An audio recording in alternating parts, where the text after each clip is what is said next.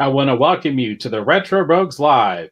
Please pay attention to our warning graphic. It states that the Retro Rogues Live show is intended for an adult audience and not intended for children under the age of 13. Parental discretion is advised. Again, I want to welcome you to the show. I'm one of your hosts. My name is Dave Beatty. For nearly the last 30 years, I've been a professional illustrator and graphic designer. I've worked on a lot of fun things that some people have heard of. A lot of comics for companies like DC and Marvel Comics. Such things as this copy here of Justice League of America, which will be given away on tonight's show. And just as a quick heads up here right at the beginning, we'll let everyone know we're going to be talking about Zack Snyder's Justice League. We're going to be talking with our Collector's Corner segment. Got some other interesting things I want to talk about on the segment tonight. And we're also going to be continuing to do pop culture news as well as streaming wars coverage. I'm going to welcome back my co-host. This is Mr. Eric Alexander. Eric, please tell the folks who will be watching or listening at home some of the fun things you have worked on as a creative professional. Yes, hello, everyone. I am Eric Alexander, also known as Bass God 14. That's Bass God 14, not Bass God 14. That's Bass God like a bass guitar. I'm the chief financial officer of a small production company in Arizona called Bad Bob Productions. And recently we've been filming a movie called Staycation, which we currently have a crowdfunder for out there. So if you go on Indiegogo, look for Staycation and support indie film. All right, very cool. All right, so on tonight's show, our first topic is going to be Zack Snyder's Justice League, which was released on HBO Max. I know a lot of people have probably already talked this to death, but we're going to tell you our thoughts on it. Now, along those lines, we're going to start off here just real quick with just a brief summary. This is coming from IMDb, and it states that determined to ensure Superman's ultimate sacrifice was not in vain, Bruce Wayne aligns forces with Diana Prince with plans to recruit a team of metahumans to protect the world from approaching threat of catastrophic proportions. Okay, again, that comes from IMDb. That is the summary. So the way this normally works is we start off by talking basically spoiler-free, just talking about our initial impressions of the film, what we thought of it just generally speaking. And then we actually get into the deep dive. We actually get into a spoiler-filled conversation and get really into the nitty-gritty. So let's just go ahead and start off with our initial impressions. Eric, you were texting me some as you were watching it. I have a feeling I know where this is going to go, but go ahead and tell the folks who'll be watching your initial impressions of Zack Snyder's Justice League. Well, I want to reiterate, we have that prize, right, for people that are commenting. Dave, could you show it again real quick? Because this is one of those shows where I would really like to hear what you folks have to say. I would really like to hear what the Rogues Gallery has to say. Now, on this show, we always try to give incentives for people to comment. Okay, so this is actually a Justice League of America comic book, and assuming that you live within the United States, we are going to send this to you. We're going to send this to one of you, I should say, because of just for commenting. So again, we try to encourage you folks to participate in the conversation, and this is definitely one of those reviews where I would love to hear what you folks have to say, because hey, maybe my perspective is just totally off, and I wouldn't mind hearing from you all. Speaking of that, Jane is in the house, and she says, hey, guys. Orville Nation, our great friend PJ from Orville Nation is the house. He also says, hey, guys. PJ, if you've seen this, I would love to know your perspective on this film. Oh, and Jane actually says, I finally have internet. I also got to watch the movie you are reviewing tonight. So, Jane, please chime in with your opinions on this. So love to hear them. We got Matt Henshaw in the house. He says, whoop, JLA. I assume you mean the comic, but maybe you mean the movie. I don't know. And by the way, thanks, PJ. That was the first time I tried that, and because I was trying to do hashtags, and I guess I got it wrong. So apparently the hashtag on our YouTube is wrong. I didn't do it right. I've never used hashtags on YouTube before. And that's why, because I see that other people do it, and I wasn't sure exactly how you do it. So apparently I messed it up. But anyway, thanks for letting me know, PJ. I do appreciate that. Matt Henshaw does mention that he has not seen the movie yet. So it looks like Orville Nation also says he hasn't seen it yet. So there are a few people out there. And by the way, this is why we do spoiler free at the beginning of our reviews, because we don't want to spoil you if we don't have to, right? And I always think it's kind of nice to do a review without spoilers. You know, if you go back to I suppose my favorite critics of all time, like Siskel and Ebert. That's what I grew up on, right? Especially Ebert. I didn't like Siskel as much. I always thought he was kind of not very fun. I thought he was always too artsy fartsy for me. But I did enjoy both of them together, and I did enjoy the show. I grew up watching it, and they did non-spoiler free reviews all the time. That was their bread and butter. That's what reviewers are supposed to do, right? So we do try to do that to make sure that you folks don't get spoiled if you don't want to. And then, of course, once we get into spoilers, we always put like a little ticker up there so people know that we're getting into spoiler territory. Orville Nation mentioned that looks awesome, Dave, talking about the comic. I was going to point out, too, one of the reasons we're giving this away for Justice League is, number one, I am an official Justice League of America artist. That is my name right there, everybody. That is so cool, isn't it? That is so cool. Dave, show it again. Show it again. Come on, show it again. Okay. All right. Look at that. So, because there was a little bit of glare, we couldn't see your name. You're almost covered it with your finger, but yes, it's right there. I love it. It's awesome. That's how we're giving it away on tonight's show. I did work on the Justice League, and more than once. So yeah. That is awesome, Dave, and we do. I appreciate it too, as your co-host, that you do this, that you come up with so many cool things to give away to our audience. I should take a look. I've got stuff I can give away, so we need to make this go. This needs to be a two-way street, right? Because you always seems like you're always giving stuff away. Now, in addition to that, too, we are still going to go ahead and do the trading cards too. I'm probably giving away too much stuff. We're also going to do this tonight as well. We're actually going to be giving away Impel Marvel trading cards tonight for commenting, because we want to hear your thoughts about the Zack Snyder Justice League. We are not kidding. So this is the trading cards that were setting the superhero trading card world afire. Not these two particular characters, mind you, but just this particular series. So tonight we're giving away a couple of classic Spider-Man villains. We have Dr. Octopus, who is rumored to be showing up in this next Spider-Man movie. And then we have one of my favorites from watching the old cartoons back in the day, the Lizard. So you have to do, again, is just comment during the show. That's all we want you to do. Just comment. You're entered into a contest. One person's going to win these two cards tonight, and another person is going to win this copy of Justice League of America #2, which I worked on. And it's one of the things we have to decide, and I want to hear this too. You all need to let me know if I should sign this or not, because basically it's weird, because sometimes signed books actually decrease the value. So you'll have to let me know, should I sign this? Should I not sign it? So that's something else to think about. That's kind of a weird thing, Dave. I actually became aware of that fairly recently myself, and I don't quite understand that. You know, how is it that a comic book goes down in value when one of the creators signs it? And I guess it has to do with condition, right? I guess that's considered a faux pas. Like it's like modifying the original work somehow or something like that when it comes to grading. Well, here's the thing that's weird. Part of the reason it decreases the value right now is because CGC is like the standard, right? And you want to have your books graded and authenticated. That's the big deal. It's got to be authenticated. It's got to be legit, right? And so the irony of that is that they go, well, if a CGC representative did not see you sign the book, then it's not legit. Well, this is me. Oh. I have a pen right here. I have the book I worked on right here. So you're going to be able to say, look, on video, that guy's signing it right there. So I don't know how you get more legit than that. But so in this case, I feel like it's pretty legit because it is me. I am possibly going to sign it if you all think I should. All right. Lynn has a little question mark there. Rare unsigned edition. Well, here's the difference. Here's the difference, Lynn. Now with Bushy Tales, I get it. We signed as many books probably as we sold. The difference with this is there's a lot more copies of this book.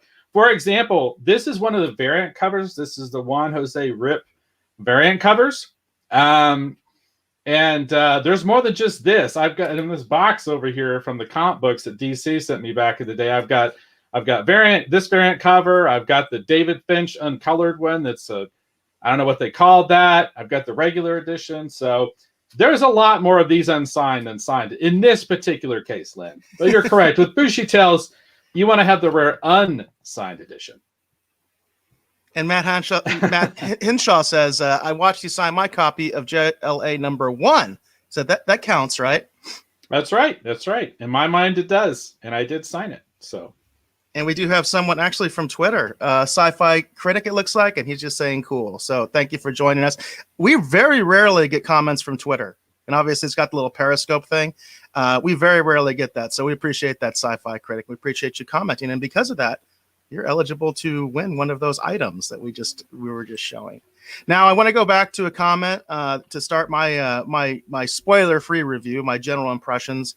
Matt Henshaw hit something right on the head for me. Okay, just right off the bat, and this was something that I was concerned about going into this. And Matt Henshaw says, "I don't have 4 hours of, I assume, life to spare. I do want to watch it, but I want to watch it in one sitting." Okay. Now here's the irony, Matt. Here's the irony of what you just said. Okay. I actually do have quite a bit of free time, especially during the week. Okay. I made some, I made a pretty good decision at 21 that allowed me to basically retire at 41. Okay. I still have to do other things to sustain myself. That I don't have enough just to do nothing, but I do have a lot more free time than most. Okay. Especially at my age. But the 4 hours sitting was always a concern for me. And it did sort of bear out that way for me. In fact, when I was sending comments to Dave mentioned that I was sending him comments as I was watching it. I was not enjoying it very much. And we're talking about the first half of the movie. Okay. And at one point I said, I've had enough. I've had enough. You know what?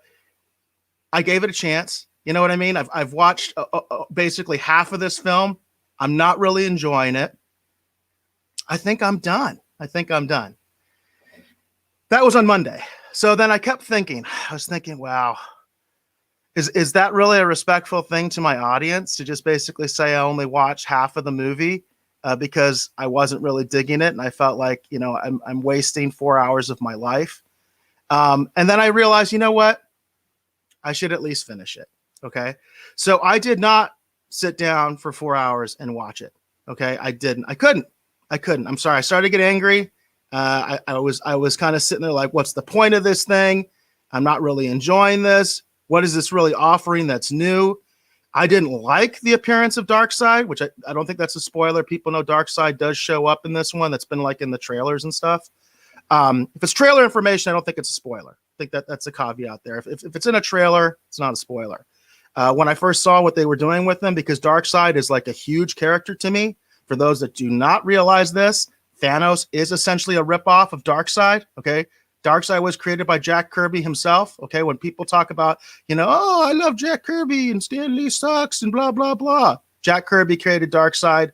Marvel ripped off Jack Kirby to create Thanos, who I think is an awesome character. I love Thanos. Okay. I think he's one of the few awesome MCU villains that we've seen. I've said this many times. I think the MCU has a huge villain problem. And the DCEU, or whatever you're going to call it, or right now, I guess it's the Snyderverse, because this is sort of an aside, right? They have a real opportunity there with the great DC villains to really outshine Marvel in that department. So there was all sorts of things I was seeing and I wasn't really liking. And I decided to go back. Well, not go back, but at least to watch the rest of the film. So I did go out there and I did go ahead and finish it. I did finish it. And I will say this, to be not Mr. Negative or whatever. I think the second half is a lot better than the first half. But the fact that you have to go through 2 hours of this nonsense to get to some of the better stuff, which, by the way, one thing that I thought was really telling and interesting is pretty much all the moments that I really enjoyed in the theatrical cut. And I should mention, I am a theatrical cut fan. I really liked it. I really enjoyed it. I saw it with my family. We really liked it as a family. We really enjoyed it. I saw it in the theater. So all those things are absent. And by the way, in this viewing, I'm watching by myself. I'm at home. There's nobody else with me. I can't let my kids watch it, by the way, because it's rated R. I don't let my kids watch rated R movies. So it's like, it was a very different experience, right? And that's part of it, right? The way you watch something, the environment you watch something, that's going to have an effect on what you think about the film. But what I thought was really interesting was pretty much all the moments that I really, really liked in the theatrical cut, they're in this version. And I kept asking myself, so So what is fundamentally really different? You know what I mean? What is, other than the fact that it's much longer and there's all these alternative takes. And by the way, that's what really got me in the first half was I kept thinking to myself, and you know, I'm a filmmaker myself, and I kept thinking, there's so many like discarded takes in this just to be different. And folks, there's a reason filmmakers discard takes, because they're not as good as the new ones, as the reshoots, as what comes later. And that's why I was getting really, really frustrated. But again, to not be like the negative Nelly out there, I did enjoy the second half a lot more than the first half. I'm just going to put it out there that if you're kind of like me, and maybe you enjoy the theatrical cut, maybe you're more traditional and you don't like the darker take on the DC characters, especially Superman, because I think Superman is supposed to be all about positivity. And I really hated some of the things that Zack Snyder has done with Superman, and this is no exception. He does some crazy things with Superman that I do not like. But you know, the problem is, I think if you're like me and you haven't watched it, you're going to have trouble with that first hour, maybe two, and it's going to be really difficult to get to that third hour and ultimately to that fourth hour. And I also say this, at the end of the film, they put in a lot of interesting stuff. Okay. Some of it I like, some of it I don't, but at least it's interesting. But it's like, it like goes by in like 10 minutes. And I'm sitting there thinking, I was wasting all my time in the first 2 hours of this movie. Why didn't we get rid of some of that stuff and have more of some of the stuff that happens at the end so we could expound on that a little bit and make a truly different film? Because again, all the stuff that I really liked from the theatrical cut is still in this. To me, it's not really fundamentally that much of a different movie. So I sit there kind of thinking, what's the point?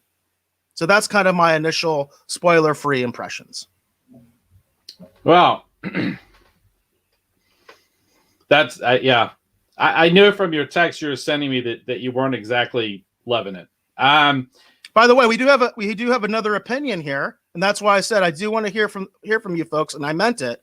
And this looks like it's somebody new. It's Deej Odyssey. I'm sorry if I'm not pronouncing that your name right. And he said I like the full 4 hours. So there you go. I mean, there are people that I know really enjoyed this film, and I get it. I get it that other people have a different perspective, and you're always welcome to express that perspective on this show.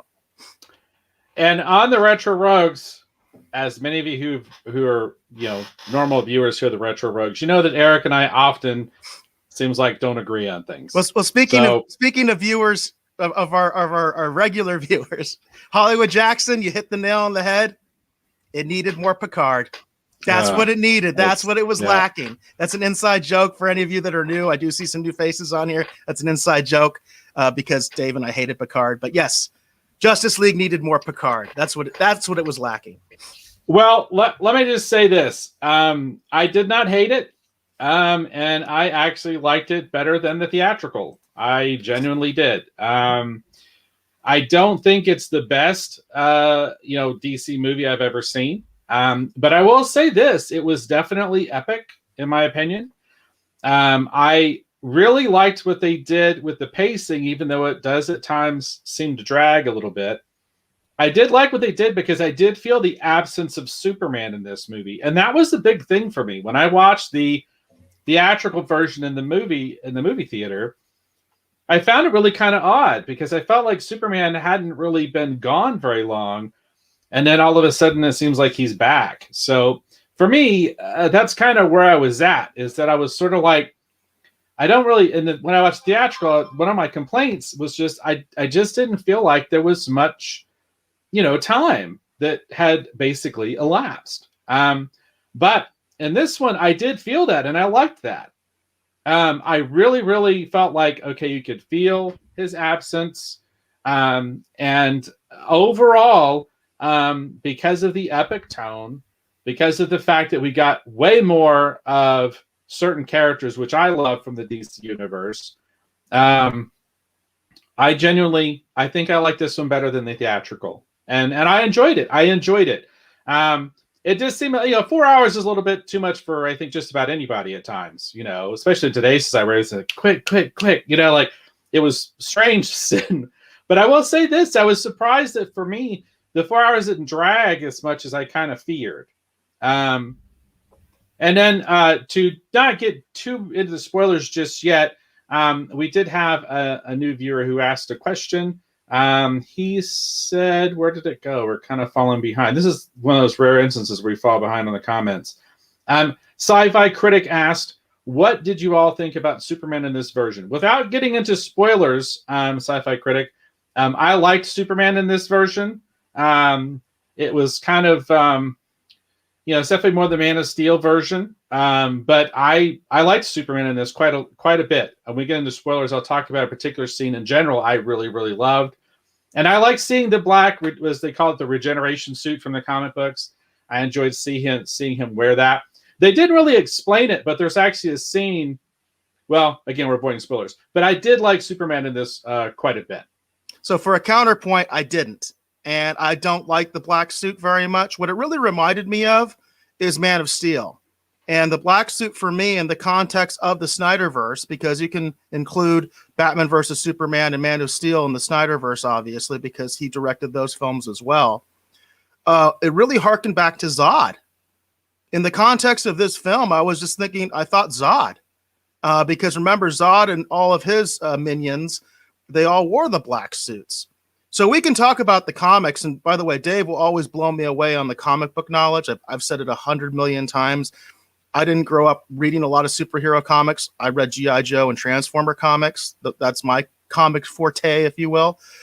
So most of my stuff, when it comes to superheroes, comes from the cartoons, from the movies, things like that. That's what I was really into. That's what introduced me to a lot of these different characters and things like that. And for me, I just felt like in the context of the previous films, the look and the feel of Zod and his crew and everything was all like, that's kind of what Superman was evoking to me. And I think that was intentional. That almost gets into a little bit of a minor spoiler, but I think that was kind of intentional. And I don't necessarily like that direction personally. Now, as Dave mentioned, we are getting a little backed up in the comments. I'm so happy to see people commenting. And again, hey, this is just one guy's opinion. We'd love to hear yours. There's plenty of other opinions out there all over the place. So we are getting a little backed up and Dave flashed the comic book that we're going to be giving to one of you for commenting live on the show. Again, that's to encourage you folks to give a comment. And remember, Dave actually was involved in making this. So, of course, that's, like I said, Dave knows the comics, obviously. I mean, he worked for Marvel and DC. I mean, I can't compete with that. But I can give my own perspective. And we have a comment here where E.A. Cardis, which this I think is Efren, a good friend of mine, he said, if DC and Marvel are to survive, they have to either create or go back to child-friendly stories. And I'm really in that camp. I'm definitely in that camp. And by the way, if this is Efren, I know you actually love the Snyder Cut. I think I saw your comments on Twitter. And so, and hopefully I'm not being confused because there's another comment here that says, yeah, this is who I think it is. Yeah, that's kind of where I'm coming from. Like I actually saw when I was looking at the Snyder Cut, the Superman animated series is now available on HBO Max. Did you see that, Dave? The 90s one? I did not, but it is a great series. I was actually, this will date me, but I noticed they put the Aquaman, and it looks like they've remastered the old 60s We Aquaman. talked about that. We were tweeting, we were talking about that. Yeah. I'm still rewatching those, so sorry. No, that's awesome. I thought it was really cool that they put Aquaman on there, and you and I even talked about that. But for me, the two series that really define the version of the characters that I love the most, it's the Batman animated series. That's my Batman. I'm talking about like the 90s Batman, and then the 90s Superman, the Superman animated series. I love that. And I love what they do with Darkseid in that. They do some really crazy dark stuff that's still cool with Darkseid, but Superman isn't dark. You know what I mean? It's kind of like the argument that I've always heard against Gene Roddenberry with Star Trek, where writers got frustrated with him because they said, oh, well, we can't have conflict with the humans because the humans are supposed to be evolved, and it makes it so hard to write. And, oh, I'm lazy and I'm a hack writer and I don't understand this. And I was always just like, well, you show the conflict with the aliens, right? You use the aliens to show the conflict. I think that would be fairly simple, actually. I understand that formula. Same thing with like what we're talking about showing, if you want to make things a little bit darker, right? You're talking about the DC universe, the villains. They've got tons and tons of dark, crazy villains. Use them. That's what they're for. Then you can show all that darkness. You can show all that angst. Darkseid has a crazy story, actually, too. You know, with the suns and all that kind of stuff, and the swapping of the suns, and he has a crazy story too. Orion, all that stuff. There's all sorts of crazy stuff to explore with a character like Darkseid. We don't get into any of that in this. Now, Jane does say she enjoyed it, and Jane, again, hey, Dave did too, right? So there's all sorts of perspectives out there. Everybody's perspective is valid on this show. And Matt had an interesting question, which, Matt, if you had seen our previous show, if you had seen our Justice League preview, you would have an idea of the answer to this question, but I am going to let Dave answer it. So Matt Henschel asked, what's your favorite DC film, Dave? Because we actually were talking about that in our lead up to Snyder, where we reviewed Batman Forever's and the Donner cut. Remember, this has happened before. The Donner Superman cut. That was one that I reviewed. And Dave reviewed Batman Forever in the context of basically undervalued, underrated DC films. That was our lead up to the Snyder Cut. But Dave, you mentioned your favorites. So why don't you tell Matt what your actual favorite DC films are? I think you're muted, Dave. I just thought it's weird. I've had this problem, this double click problem. Everyone's going to feel like I'm referencing Modern Family, but I'm not that old. But I was having an issue with my mouse lately because I keep thinking the mic's on and it's off. All right, so to answer the question, I did talk about this, I think, last episode. And for those of you who don't get that, in Modern Family, there's this ongoing bit where the guy from Married with Children, he doesn't understand how to double click. All right, so I talked about this last episode, and Eric and I had many conversations about this. I'm kind of torn at times. It's hard for me to pick just one. But my top three DC movies, Superman the movie with Christopher Reeve, I think is still the standard. That's always in my top three. I really love Dark Knight Rises. I know that may sound weird to people. There's just something about Dark Knight Rises that I really, really love. And then, for my third film, I mean, it's like this revolving door of all these other, movies. But Batman, Mask of the Phantasm is a great one as well. So that's what we've reviewed. We have reviewed that one as well on this show. Because I feel like, and I've said this before, I feel like Batman, Mask of the Phantasm is probably still the best Batman movie they have ever made, as far as a movie that's been released into theaters. It's just such a fantastically well-written, well-structured. It's a great use of a villain, and I really, really like it. So for me, those are going to be my top three. You ask me that again in 6 months, and maybe it'll change a little bit. But those are always in my top five, top three list. There's Mask of the Phantasm is always there. Dark Knight Rises is there. I can't explain to you why I love that movie so much. I just rewatched the hell out of it. I don't know why. It's like I explained it to Eric. I said, for the longest time, I couldn't understand why someone would say they liked Return of the Jedi better than Empire Strikes Back. Like, that doesn't make any sense to me. And then when you look at Dark Knight and you look at Dark Knight Rises, that's where I'm at. I like Return of the Jedi in the Batman films better than Empire for some weird reason, and it doesn't make any sense. Star Wars, I still love Empire more. And then obviously Superman the movie, I feel like that is the standard. And I think it's probably always going to be the standard, at least with me. So there you go. Yeah, it's hard to pick just one. We mentioned that in our previous review. That's why we decided to go with underrated instead of just like picking our favorite DC films, because it is hard to just pick one. And this is the Efren that I know. He says, hey, Eric, we need to create a good comic book universe. Efren is a fantastic artist. If you guys want to check out his content, he actually does right now. I know he's been doing I think a sports show or something like that, where he's been talking about the Lakers a lot and things like that. But Efren does create his own content, and he is a fantastic artist. I actually worked with him on a project, and it's probably one of the best projects I've ever been involved with as far as comics, other than the present company, which is, of course, Dave, because we also did a comic together for Occupants. So I do have some good company and some good taste when it comes to the artists that I use for my stuff. But Efren, that would be really cool. And we definitely should talk about that more. He does have another comment about the Snyder Cut, which he says, Zach's strength is action scenes. And I don't deny that. One thing I want to make clear, and I've tried to make it clear many times, but I see new faces in here. I'm not a Zack Snyder hater. I own Watchmen and I own 300 in my personal collection, and that's a big deal because I don't have a big personal collection of films. I really don't, considering how into this kind of stuff I am, considering that I have a show and all that stuff. I don't have as big a collection as you might think. I mean, I see other people's collections who are like casual fans, and it dwarfs mine. I do own 300 and I do own Watchmen. I am not a Zack Snyder hater, and I love 300 because of the action. You talk about action. Oh, that's fantastic. It's fantastic. But I will say, I don't really know, in my opinion, I've only seen the film once and I saw it in 2 parts. I don't know if the action was really that much better than the theatrical version. And I have a specific example of that, by the way, of where I thought the theatrical version did something that I thought was much cooler than what Snyder did.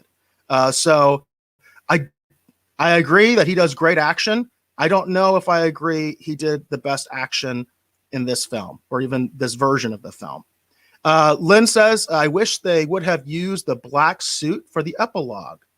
Zach just seems to not like color for Soup's costume. And that gets into something that will also be something I would like to comment on when we get into spoilers, because he did something weird there with the suits too that I didn't like. But I kind of agree with you there. If they had used it for the epilogue, it would have made sense to me. If in the context of the Snyderverse, no comics, no nothing else, no animated series, nothing. In the context of the Snyderverse, the black suit introduction would have made much more sense than the epilogue. And if you've seen it, you all know what I'm talking about. That's my personal opinion. I feel like I kind of liked what they did with the black suit in this, just because it kind of fit. Like, I wish they would have there had been a little bit more explanation that he was actually using that when he flew in front of the sun to kind of recharge himself, because in the comics, that's what the regeneration suit was for, is it was kind of helping to kind of recharge him like a solar power, kind of thing. I wish they kind of explained that in some sense. I mean, if you're a comic book fan, you see him flying in front of the sun and he's wearing the regeneration suit, you go, oh, okay, I know what that's all about. But in context of the movie, it just looks like he's flying in front of the sun to fly in front of the sun. I mean, I guess if you watch Man of Steel and you remember all that stuff, you kind of know, but I don't know. That's the kind of stuff. That's the kind of stuff that's sort of like, and we're supposed to be avoiding spoilers, and I'm talking about spoilers. Okay. But I still like the black suit. So Efren mentions that one thing that's different. He says the movie difference is in character development and dark-side intervention. And by the way, it's almost like, okay, we're wrapped. You know what I mean? It's true. That's really the big difference. It is in character development. I agree. There is more character development in this version of the film. And of course, dark-side. There's no dark side in the theatrical version. So I think you're right on there, Efren. Those are the key differences between the theatrical and the Snyder cut. I would agree with you there. Chris Roberts is in the house. And he says, woohoo! I managed to cap an episode again. Laugh out loud. We're glad to have you here, Chris. Again, we are giving away this comic book to one of you for commenting on the live show. We are getting a very robust Rogues Gallery today. Hey, a lot of people want to talk about the Snyder Cut, apparently. So yeah. Who would have thought? Oh, we did. That's why we chose this topic. Right. And Jane is curious if you are going to sign the comic.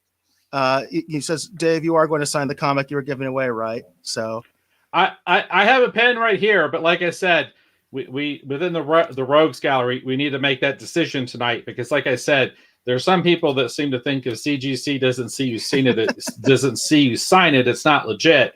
Well, this is me. Here's my pen and here's the book, and I will sign it live on tonight's show. If the members of the Rogues Gallery think I should sign it.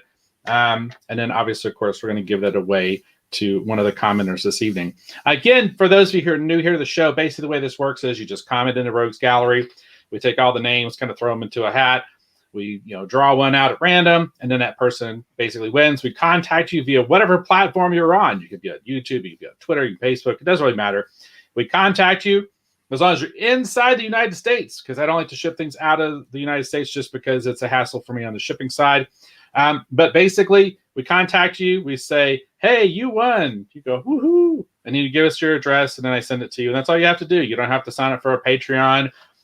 We'd like for you to share this video to some people who you think might enjoy the show. Please. But we're not even telling you to do that. We don't have like a comment cap. We don't have like a new subscriber cap. There's none of that nonsense, because we want you to just be a part of the conversation here. But and we want to thank you. We've got a lot of people in the conversation. We're getting way backed up here. So Deej Odyssey says, personally, the 4 hours was just about right. It helped give time to flesh out the characters that sorely got the shaft in the first release. Gave this myself 9.5 out of 10, far superior. And I think that also dovetails off of what Efren said about character development. And I don't deny that. That I do not deny. Sci-Fi Critic says 90s Superman and Batman animated series rocked. Yes, that is my Superman. That is my Batman. Again, I didn't read a lot of the comics growing up. My brother did have a substantial collection of Silver Age Superman, and I did read those as a kid. He had a pretty decent collection of that. But otherwise, the animated stuff is really what defines the characters for me, because I was introduced to most of these characters by Super Friends of all things, which I wish they would put that on HBO Max. But I'm glad they're putting the Superman series on there. So apparently Warner Brothers can't do everything at the same time. It says Superman and Batman are part of a universe. This is Efren again. Superman and Batman are part of a universe that reacted to Marvel 90s superhero murderers. That's interesting. That's an interesting perspective there, Efren. And I want to make sure I'm just kind of scanning the comments just to make sure we're not in spoilers yet. So, okay. So Lynn says, saw an interview with Deborah Snyder where she said she just never really got Superman. He says, I think Henry Cavill does, but don't think Zach does. Like Superman Returns, Brandon Roth got Superman, Bryan Singer didn't. Wow, Lynn, that's kind of where I'm coming from, 100%, because I think Henry Cavill does a great job as Superman, even though I don't like Man of Steel and I hate Batman versus Superman, hate it. But I think Henry Cavill did a great job as Superman, and I agree with you. And I think you kind of hit the nail on the head from my perspective, which is that, yeah, I think Cavill gets it. I don't think Snyder does. And then, like you said, Superman Returns, Brandon Roth got it. I don't think Singer did. The mistake I think Singer did, and by the way, we have reviewed Superman Returns on the show. I don't know if it was the podcast version or the live version. We have reviewed it. Was the podcast version. It was the podcast version. And so we did review it. And the thing is, for me, one of the big things is I felt Singer was almost too devoted to the original Christopher Reeve's version of Superman. I thought he was a little too devoted to it, and almost he could have done more if he wasn't so devoted to that version of Superman. That's what I felt. I felt that's the biggest problem. And Dave, you and I talked about also we had some issues with the chemistry between Superman and Lois Lane in that one. That it just didn't exist. I felt like that. Well, there's a lot of fun advancement, in terms of what they're doing with the story. I felt like that some of that stuff just kind of it just didn't click between those two. Well, like it did with Christopher Reeve and Margot Kidder. And to be honest with you, I haven't had a chance to see the new CW show, and I know a lot of people are really enjoying the new CW show. And I definitely want to check that out. I like Tyler Hoechlin, whatever his name is, who plays Superman in that. I enjoyed him in the Crisis event, so I still want to check out the CW version of the show. And I've heard a lot of people like that. And it does a similar thing. A lot of the contemporary Superman, it seems like they are moving into the Super Sons idea, and everyone's taking a different approach to this concept, right? Which of course that was one of the things I thought was actually the neatest thing from Superman Returns. I actually liked that. I thought it was a neat thing. It took me by surprise, and I actually enjoyed that. The super child, if we will, right? So yeah, I thought that was kind of interesting, and I am aware because I have watched a little bit of is it Lois and Clark? What's the one on the CW we're talking about? I think Sci-Fi Critic just put up. He said that he loves Superman and Lois.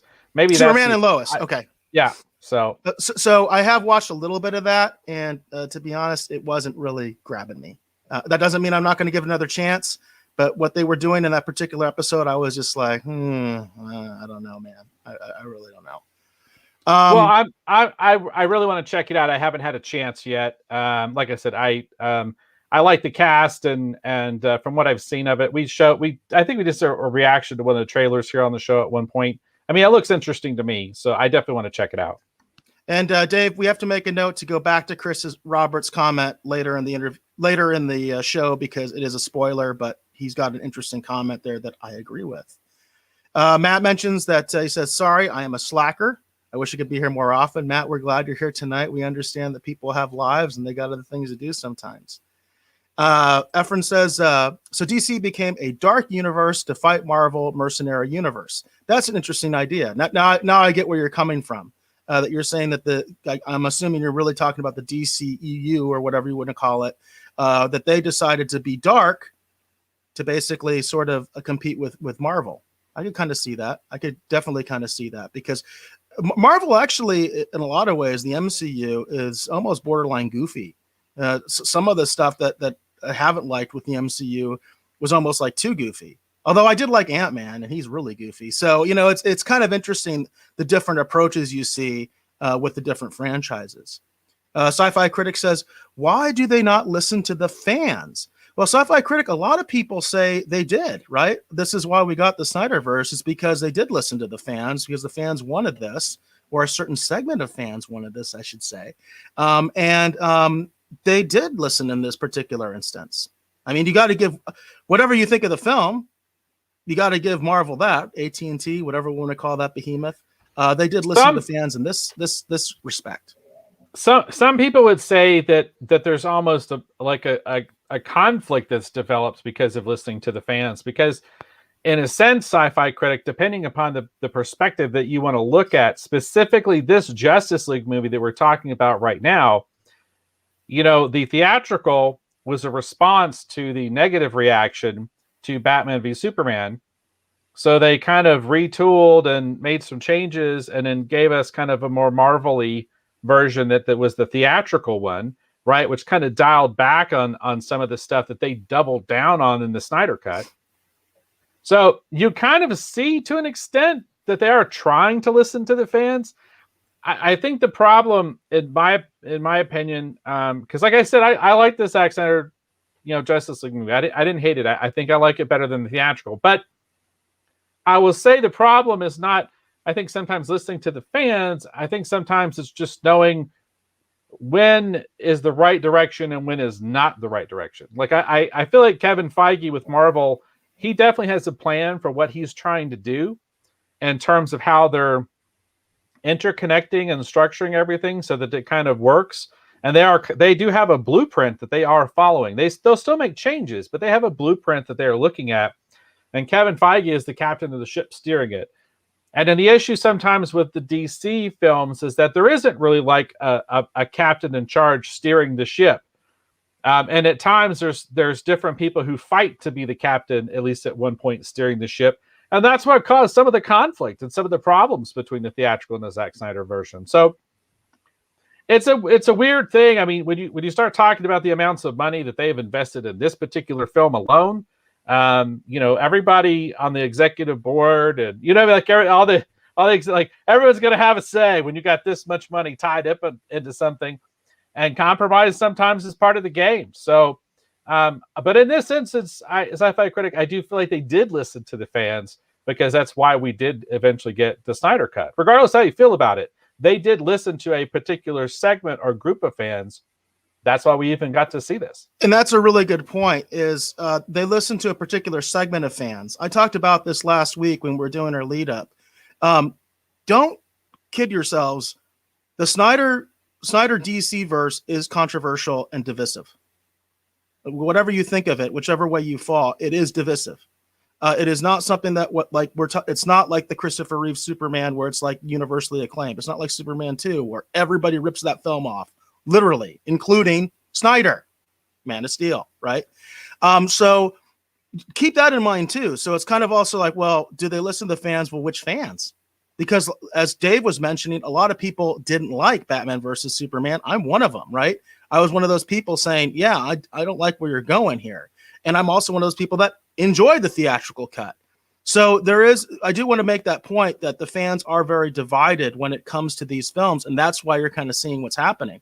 So it can be a big problem. And as Dave mentioned, I think he has a great point in saying that the difference is Feige too, right? Because you have somebody that's really understands all this stuff and is, as you said, the captain of the ship.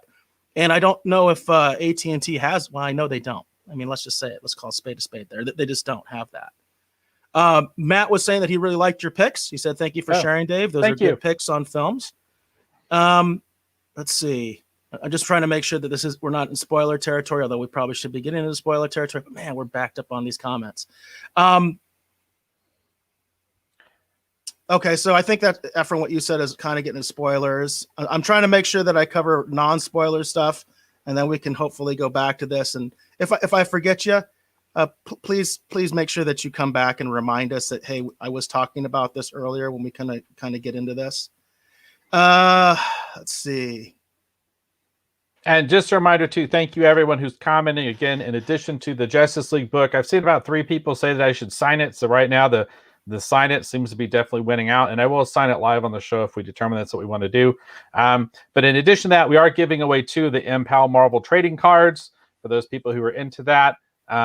These are 2 classic Spider-Man villains. We have I keep doing that. We have the Lizard, one of my favorite villains, actually from the 60s cartoon. I always loved whenever the Lizard would show up on the old 60s cartoon. And then we have here Doc Ock, Dr. Octopus. Really love this character. And of course, he's rumored to be showing up in that new Spider-Man movie. So those are also, I'm going to thank all of you for commenting. And again, we'll just draw names at the end of the show. Please live in the United States. We'll just contact you on the platform you're on. You just give us your address and we send it to you. And you got to do anything else. We just want to thank you for being a part of the Retro Rogues live show. Yeah, Lyd made a good point. I think dovetailing off of some of what other people were saying, is that the JL storyline was way too much like the Avengers storyline. 100% agree. And that didn't change. That did not change. It's still basically looking for the Tesseract. I said it, even that was my main criticism about the theatrical version. We're still basically looking for the Tesseract, except now, spoiler, it's not a spoiler. There's 3 Tesseracts. Right. So are we going to go into spoiler? Let me get one more. I think we got another general comment that I thought was good. We were talking about the offspring of Superman, and Effer made the point that Superman child would be a great opportunity to create a soup with different powers and weaknesses.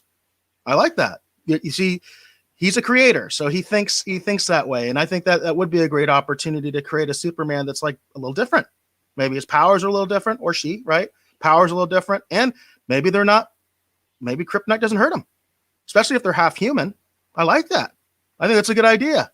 You know, this is the kind of stuff that makes me wish we could bring back the old the Rogues writers room, but you know. Unfortunately, sometimes that goes flat. But yeah, I think that's a great idea.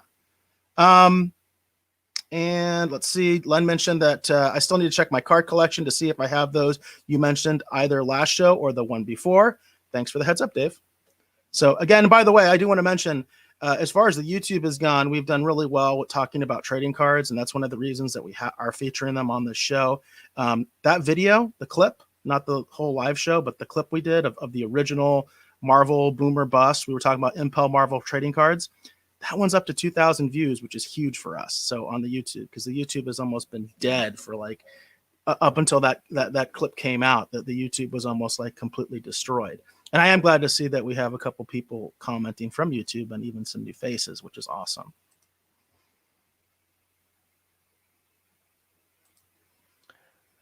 All right. Do we think we're good to go into spoiler territory? Yeah, I think so. And like I said, there are some backed up comments there that got into it a little bit. So hopefully we'll remember to go back to them. Right. And I wanted to say, we said hi to Deej Odyssey. Let's see. There was I thought there was someone else who was new to the show. Well, he did say that one thing in Justice League did really bug him. and he will wait till the spoiler section to express it. So we wait in anticipation to see what you have to say. Hi, Parrot Head. I knew there was someone else here. Hi, Parrot Head. Hello, Parrot Head.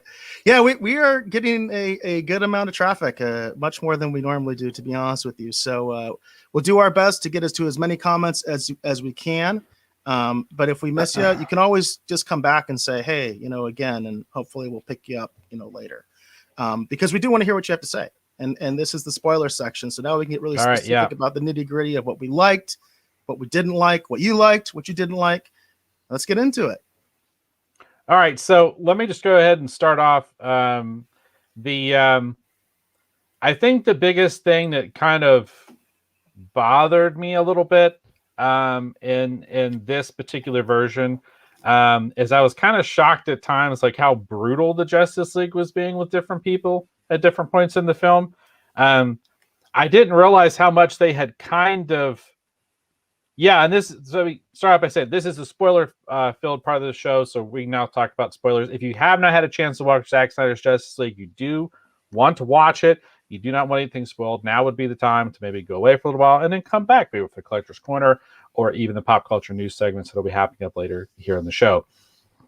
I'm not going to get too heavy into spoilers. I'm just going to hit kind of my high points and let you all talk about it, whatever else you want to talk about. But I felt like at times the Justice League was a little brutal with people, even the villains at times. And I think the biggest moment, I think, for me was where Wonder Woman cut off Steppenwolf's head and he fell through the portal, because Steppenwolf being thrown through the portal and Darkseid being on the other side watching was like something you would have seen in Galactic Guardians, the cartoon I watched when I was a kid. That had Darkseid in it.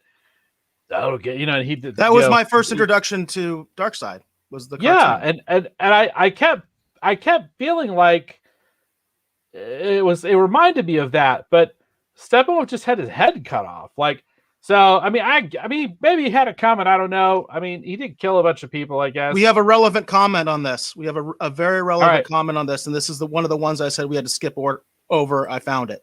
Chris Roberts says, one thing I'm very tired of in both DC and Marvel is the killing of the villain in the movie. Chris, I am 100,000 million trillion gazillion % with you. I am sick of that. That's the one thing that I actually don't like about the Michael Keaton Batman film. And it goes all the way back to that precedent. And I don't dig it. I don't like it. I thought it was completely unnecessary. And Dave was just talking about it. Yeah, I was just going to say that I found at times the brutality to be a bit much, which makes me sound like an old man probably. But that was the only thing. One of the things that really bothered me was especially that one scene, because with Darkseid looking at them and them looking at him on the other side, like through the boom tube or the portal or whatever, right before it closed, it felt like that, Galactic Guardians moment, which was kind of fun. But then, Darkseid is, standing on top of, Steppenwolf's severed head, and I was just like, and by the way, how does this sync up with Wonder Woman 1984 and what happened in that? It doesn't.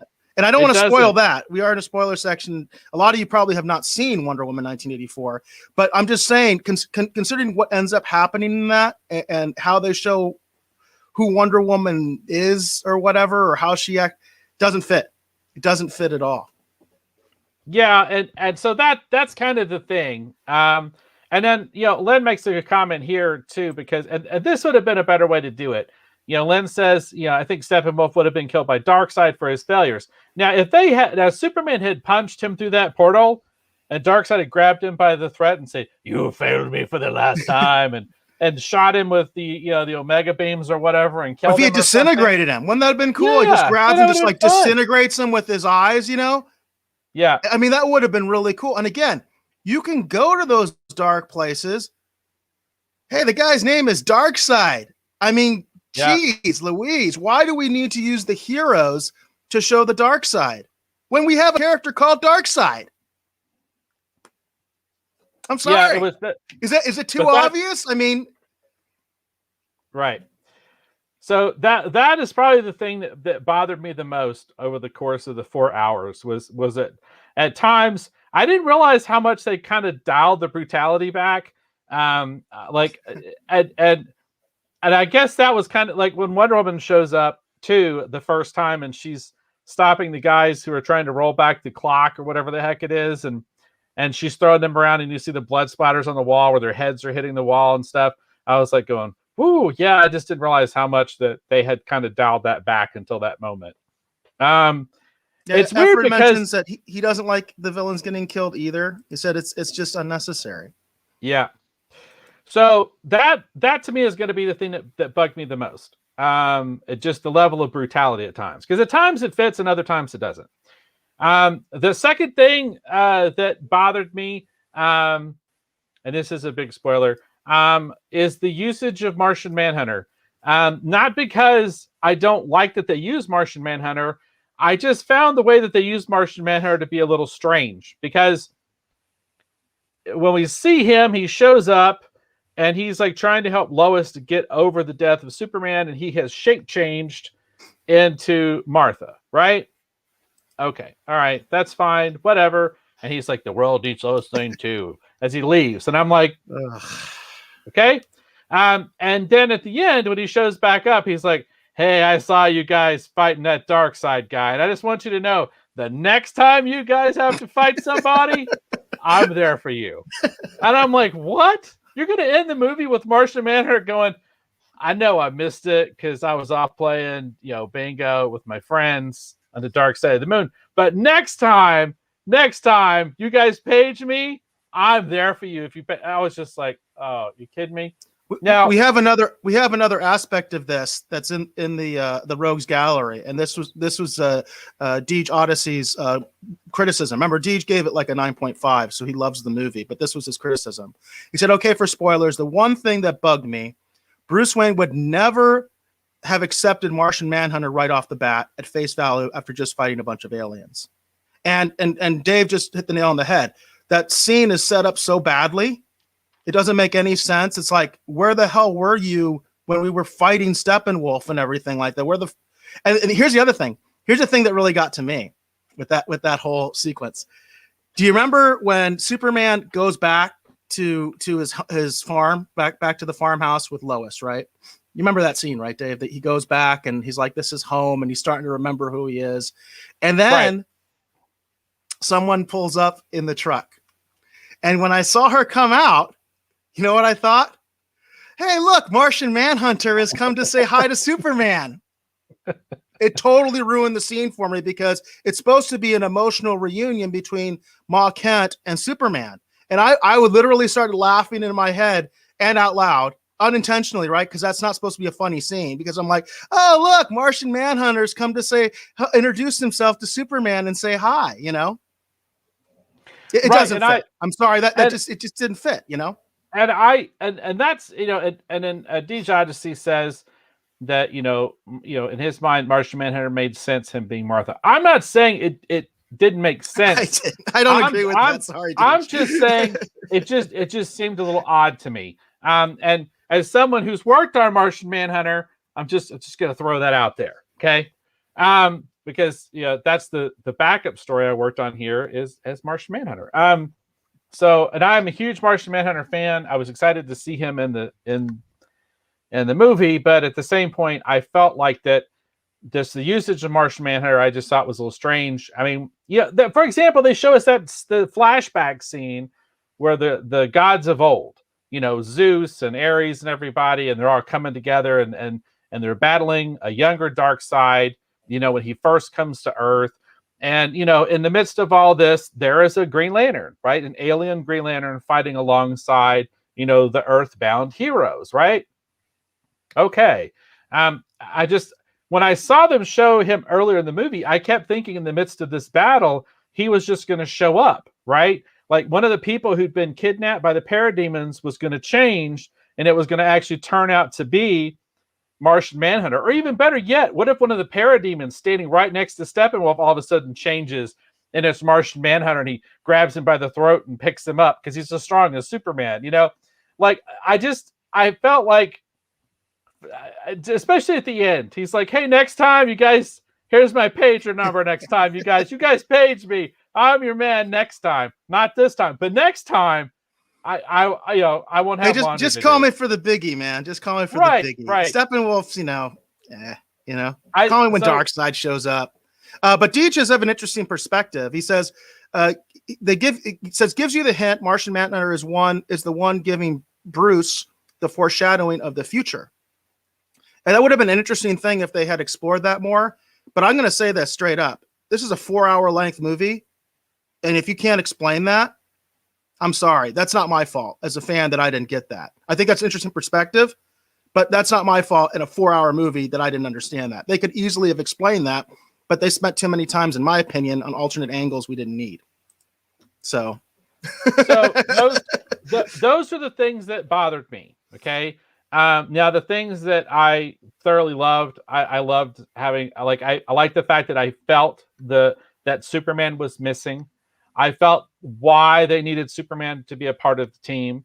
I love the way that Superman showed up there towards the end, and he's like, "I'm not impressed." I actually genuinely liked a lot of what they did with Superman in this movie quite a bit. I do personally like the black and silver suit. Again, mostly because it comes from the comics. Even though, I think they were using it as a regeneration suit, even though they didn't explain it. But I mean, overall, I quite enjoyed the film. But I think my favorite stuff, actually, with this particular version of the film, is I liked what they did with Superman better in this movie than in the theatrical version. But overall, like I said, I enjoyed the film. I like it better than theatrical. But my favorite stuff in this, I think, was actually the stuff they did to Superman, because I felt his absence. And then when he actually shows up at the end, I was kind of rooting for him to show up. And I like the way that they did it. That he is that powerful defender of Earth. I thought that was really kind of cool. So that's it for me. Those are the things that I hated. My favorite thing about the movie, in all honesty, was Superman. Yeah, going back to the Martian Manhunter thing.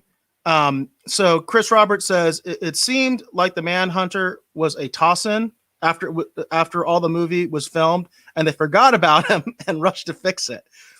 That's what it does seem like, Chris. Absolutely. I think you hit the nail on the head. I think that's what happened. Regardless of what the intentions were, which again, I think what Deej said was actually kind of interesting, but you need to explain that. There's no excuse in a 4-hour movie not to, but like you said, if it becomes an afterthought and you forgot about him, then you're like, oh, we had Martian Manhunter in this movie, didn't we? We got it. We got to bring him back to do something. So I get that. Efren mentions that in the animated Justice League, Martian Manhunter received a threat from Batman because he was an extraterrestrial super being. And that dovetails off of what actually, Deej, what you were saying earlier, which was that, why wouldn't Batman be challenging this guy? Of course he would. It's Batman, especially this Batman. I mean, Batfleck is a very cynical Batman, right? I mean, I hate Batman versus Superman. So I'm just saying, of course he would question him. Of course he would. I mean, he killed Superman because Superman was an alien. So come on. Ronnie makes a great point. By the way, good to see you, Ronnie. And it said, Ronnie says it was originally supposed to be a Green Lantern at the end of the Snyder Cut, but Warner Brothers wouldn't let him, so he used Martian Manhunter instead. That's interesting because that would have made sense, because the Green Lanterns are a cosmic core, right? So they could be off fighting other people or even fighting Darkseid's armies on another planet, right? And it makes sense. Hey, I'm sorry we weren't here for this, but we'll be back, and maybe they could even have like a alien Green Lantern. So it kind of alludes to the fact, well, Earth needs a Green Lantern now. Man, that gives me chills just talking about that. That would have been cool, right? Because then you have that idea that, hey, now we're going to get an Earth Green Lantern. You know what I mean? Because basically they're like, hey, we've been gone for a long time, because obviously they did participate in the original battle. It's like we've been gone, and obviously Earth needs a Green Lantern now. How cool that would have been, That sucks. If Marvel, or I'm sorry, if AT&T did indeed make that decision, bad on them. I mean, I love that idea. I mean, if it had actually been Abin Sur, and John Jones, who'd shown up together and say, kind of a solidarity with Earth, the next time that you need us, we'll be there, and show that, kind of hint at, the larger cosmic scheme that the Earth plays, but also that Earth needs their own lantern again. Yeah. Yeah, You know what I mean? that That's what I'm would have been saying, really because that's cool. our Lantern. Our Yes, Lantern is a yes. human being. So it's like, it would make sense for them to be saying, hey, now you guys need another Lantern. You know what I mean? Obviously. So we're going to take care of that. You know, something like that. That would have been great. Yeah. I'm looking Now, at one of these comments. I don't quite understand. Deej Odyssey's got a good comment too that I want to address here real quickly. He says, I love the bigger backstory of Cyborg and love the fact they didn't make Flash like a bumbling fool. And I totally agree with you, Deej. I thought that they did a much better job with Cyborg. Well, you know, Cyborg was the standout for me in the theatrical. Like, I loved all the stuff they did with Cyborg. So in my mind, we just got more of it, which I thoroughly enjoyed. And I thought they did a really great job actually with Ezra Miller's Flash. I like the extra stuff that they put in. He's a very likable character, you know, in this, because he's kind of like the comic relief. I loved all the stuff with the dogs, you know, and him trying to get that job at that dog walking place. Like, all that stuff was a lot of fun. And I liked Ezra Miller a lot in the last one. So the fact that we got more of him, I thought was really great. I really enjoyed those, both of what they did with Cyborg and also the Flash. And then Rob agrees with you guys. He says, ditto on what Deej says. And thank you for commenting, Rob. I'm going to provide a counterpoint. I did not like the expansion of the backstory of Cyborg. I thought it was too dark. And I've always enjoyed that character. I saw him I remember his origin from the cartoon. Again, that's where I get most of my DC knowledge, if you will. And I remember the origin of Cyborg, and there is a tragic element to the origin of Cyborg, and always has. But I thought it was just too much. It's already kind of a dark movie, literally.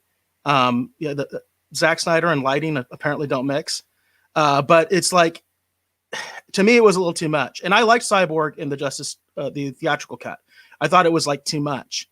And as far as Flash not looking like a fool, you know, I don't know if I agree with that either, because I thought Flash in both of them is the comic relief. I mean, I hope we can agree on that. Flash in both of these films is the comic relief. And he was really goofy in this version as well, in my opinion. And one thing I was gonna mention this, and this helps me with remembering that. We were talking about action, like Efren was talking about action sequences. One thing I really enjoyed in the theatrical cut was that they actually showed Superman and Flash saving people. By the way, this is a huge criticism of Man of Steel, and it's a huge criticism of Batman vs. Superman. It's kind of funny because I always feel there was some art imitating life, where what they did was they took all the fan rage about Man of Steel and Superman not saving anybody and destroying Metropolis, and they used that for Batman's motivation for why he hated him, because basically all these people were dying and Superman wasn't really doing anything. And that's one of the reasons that Batman hates him. In other words, he kind of is like a fan, one of those upset fans. It's like Superman, you know, didn't help anybody or whatever. He was just, these guys were just fighting above the city, destroying everything, not saving anyone. And they tried to fix that in the theatrical cut, right? Where they have Superman and Flash specifically saving people. And I always thought it was a neat, fun scene, because Flash ends up like saving like one family, whereas Superman basically saves like an entire, like, you know, huge apartment complex full of people. And I remember in the audience laughing and having a great time with that scene in the theater. It was a big moment. I really enjoyed it. And my point being, in this one, Flash doesn't save anybody, really. You know, I mean, obviously he's the one at the end of the day that kind of quote unquote saves things, because, you know, he decides to go past the speed of light or whatever. But to me, I was just like, nah. I would like to see him actually saving somebody. I thought that was really cool, and I really liked that in the theatrical cut. So I'm just taking a counterpoint. For me, I didn't hate Flash in this version, by the way. I did still think Flash was good. They kept my favorite scene. My favorite scene in both versions is when Superman is fighting everybody, and Flash decides to use his super speed or whatever, because he thinks that, you know, hey, maybe I can do something. And I love it when Superman starts looking at him. And I remember that reaction in the theatrical cut of the audience, and everybody's like, oh, that's so cool, because Superman is still super fast. And so Flash's thing, you know, there's that big fan debate. Who's faster, Superman or Flash? And I love that. And I noticed they kept that in this one. So I didn't have any problems with Flash, by the way. I just want to make that clear. I didn't have any real big problems with Flash in this version, but I did think the Cyborg stuff was almost like too much. Like it was like just too dark. That's my personal opinion. Now, Lynn does have a great comment that I'm going to be honest with you, Lynn. I hadn't really thought about this until you just brought this up. So Lynn says, I thought the foot-long hot dog slow-mo floating in front of Iris was a Joss type of joke. Disappointing with Zach doing it. Not sure how Flash got his powers if he became a crime lab cop after he got his powers. Yeah. Now, here's the thing. The foot-long... Good point, Lynn. The slow-mo foot-long hot dog thing, people have been having a lot of fun with that moment in the film. Let me just go ahead and point out, if you go back and if you look at actually the introduction to the Silver Age, which was the Flash, there's a scene in there where he's in a diner, and one of the first times he uses his powers, this waitress tips over a tray, and there's all these things floating around, and he like picks them up and puts them back. And one of the things in that moment is a hot dog. So I think that's a nod actually to the Flash's first, comic books, a kind of story. Now, in addition to that, Len, you do make a very good comment that I had not thought about until this very moment when you pointed it out. How actually did he get his powers if he was not actually working in the crime lab when the lightning hit the chemicals and then doused him with it? How exact? That is a very good question, Len. I had not thought about that. That is something that really makes you scratch my head. I had totally missed that. You're right. Yeah. Well, I will say this: doesn't the Snyderverse imply in Batman versus Superman that the Kryptonians basically are behind the superheroes in some way or form?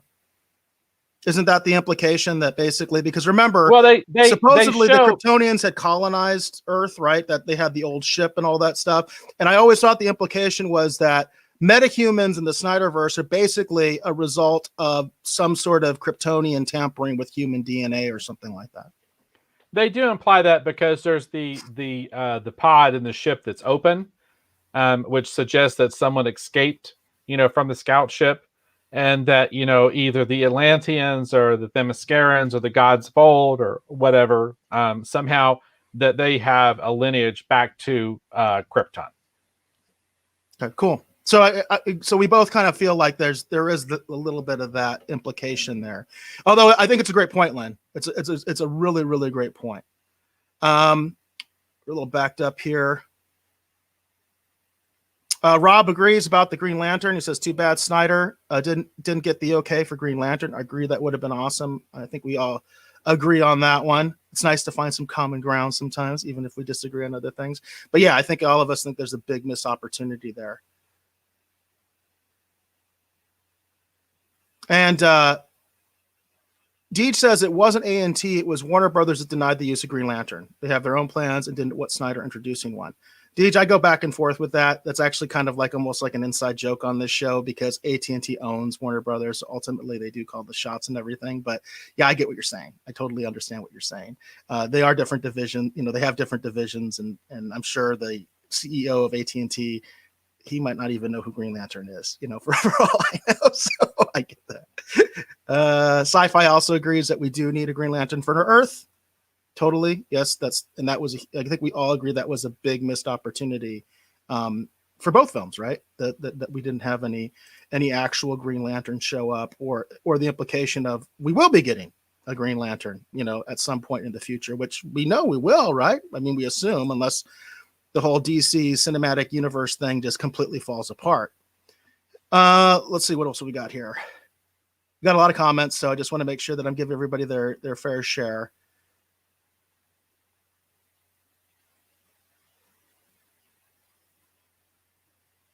Chris says he's still not a fan of Ezra Miller as Flash. Much more of a fan of Grant Gustin. Now, Grant he's the one who does the CW, right? Is that correct? Yeah. The CW he does a version. good job. The CW Flash show. I watched that for about the first 3 seasons, and quite enjoyed it. So he does do a great job. Yeah, I agree. I haven't watched a lot of the CW. I did watch early on, and I was enjoying it, but I always liked the 90s, the 90s live action version, right? Or I guess it was late 80s, early 90s version. That to me is kind of like Flash. I mean, even though I grew up, my original Flash was the Super Friends version, I think that's the one that I really like. I mean, I really like that show. I remember really enjoying that show, the Flash live action show, which incidentally, I'm sure you know, Chris, that, they have that actor plays Flash's father in that particular version of that particular version. By the way, in pop culture news, I have some news about Flash's father. That's breaking news, by the way. So that's going to be something in our pop culture segment. If you folks plan to stick around, that's going to be one of my things. It has to do with the casting of the Flash's father in the Flash film.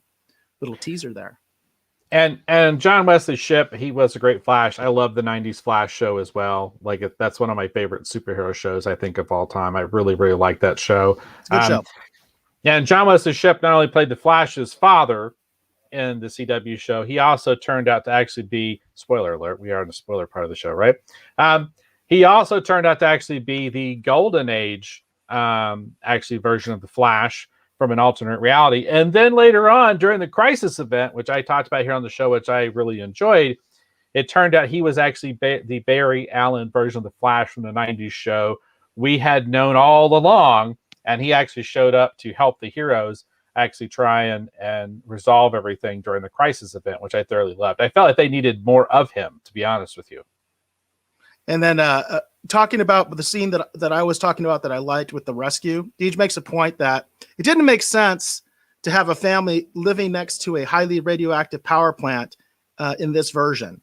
But interestingly enough, in this version, they actually said that the creation of the fortress by Steppenwolf actually took all the radiation away. He actually used the radiation, he sucked it into to make his fortress.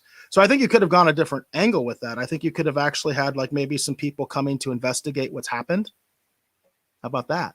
Something like that could have happened. So I think you could have made that work. And then Rob mentions the scene that I like. You said that was a total surprise and a great scene with Superman just looking at Flash. A great idea for a scene that totally worked. And it seems like everybody agrees on that in terms of the two directors, because they kept that in both versions. So I think that's just, to me, that's like my favorite moment of both films. I really, really enjoy that. It just, that really gets to the fanboy that's still, alive in me, even though a lot of that I feel is dead, but it does really get to that fanboy part of me and the whole debate of who's faster, Flash or Superman. What else have we got here?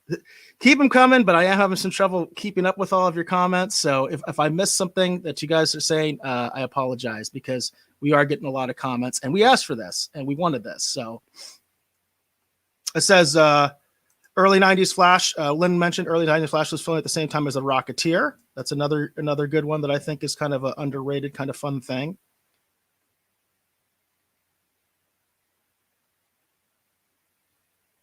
Yeah, Deej mentions that they killed off the 90s Flash in the CW crossover Crisis on Infinite Earth, which we did do quite a bit of in a past show. We actually did quite a bit on the CW crossover. Dave, I didn't see it, but Dave did, and he talked quite a bit about it.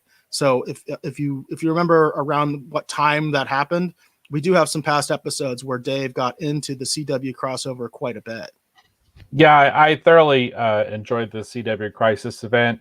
I felt like I love what they did with Brandon Routh. I feel like Brandon Routh finally had an opportunity to take kind of a second turn as Superman in the Kingdom Come version of the suit. Like, I really liked all that stuff a lot. Oh, and DJ also makes a good point, I think. He said, this is a minor. He said, this is a second minor point that disappointed me. He said, instead of Batman trying to hold off the entire army of Steppenwolf, there should have been some Amazons there, a few Atlanteans, and troops from the General, which I'm thinking the General Populace. Totally agree. And I really hate DC and Marvel seem to have a problem with actually showing like a military response or something like that. They had a little bit of that right during the Superman fight. There are some military guys that show up and there's some police officers there, very few. But it's like, yeah, why wouldn't they show up at what Steppenwolf is doing? And how has nobody noticed that like this radioactive area is no longer radioactive? You're telling me they don't monitor that? Of course they do.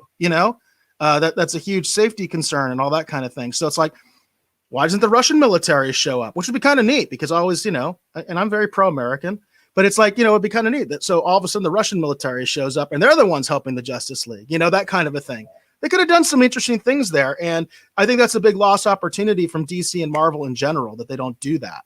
Because I think it would be kind of neat, to see that idea of either police or military working with the Justice League, and also maybe having that can even be some conflict there because they don't know exactly what to make of them, all that kind of stuff. There's a whole nother angle to go there that's been kind of forgotten that they just don't deal with in either franchise. I kind of thought that's where they were leading in all this. I kept thinking we were going to get to the end and we were going to see military units with Atlanteans and Amazons. I kept thinking that's where we were going to head, towards the end. I thought that's where we were going in terms of that they were going to show up. And that's also too, like I said, I kept thinking at some point someone was going to turn into Martian Manhunter and he was going to help them too. And that was what was going to turn the tide, not just Superman per se, but basically this alliance of, men, aliens, you know what I mean? Everyone coming together and uniting, what happened the last time that Darkseid was essentially defeated, that this moment in time was going to repeat itself. So it's interesting that as that's brought up, I do definitely feel like you, Eric, that is a missed opportunity because I want to mention Batman the Animated Series is now on HBO Max, and obviously all of you that have seen this have HBO Max or have access to it. Check out the Batman Animated Series, because when Darkseid invades Earth in the Batman Animated Series, they have an awesome scene where they actually do have the Metropolis PD fighting the aliens. And that scene is awesome. I think you know what I'm talking about, Dave. It's actually almost gut-wrenching what happens in that. It's a great sequence and amazing payoff. Really sad, but amazing payoff. And you're talking about Superman the Animated Series, right? Right. The one that just showed up on HBO Max, the 90s one. When Darkseid shows up, it's really interesting what they do there, because there's a huge payoff there with one of the Metropolis. I want to say Metropolitan for some reason, like Metropolitan Police, right? The Metropolis PD, when they respond to the invasion. It's really a really cool thing that happens there. Right. And I also too, in addition to sort of the Batman animated universe, there another too, if you like Justice League, the Justice League cartoons from that era and Justice League Unlimited are absolutely fantastic. Specifically Justice League Unlimited. I think Justice League Unlimited is some of the best superhero cartoons ever still done to this day. Superman is great. Obviously Batman is a classic that stands by itself in my mind, but man, Justice League Unlimited is absolutely fantastic. So I highly recommend that as well. Yeah, I totally agree. A lot of the same people did all those. So, that there's a lot of good crossover between all those things. Okay, so where are we at now?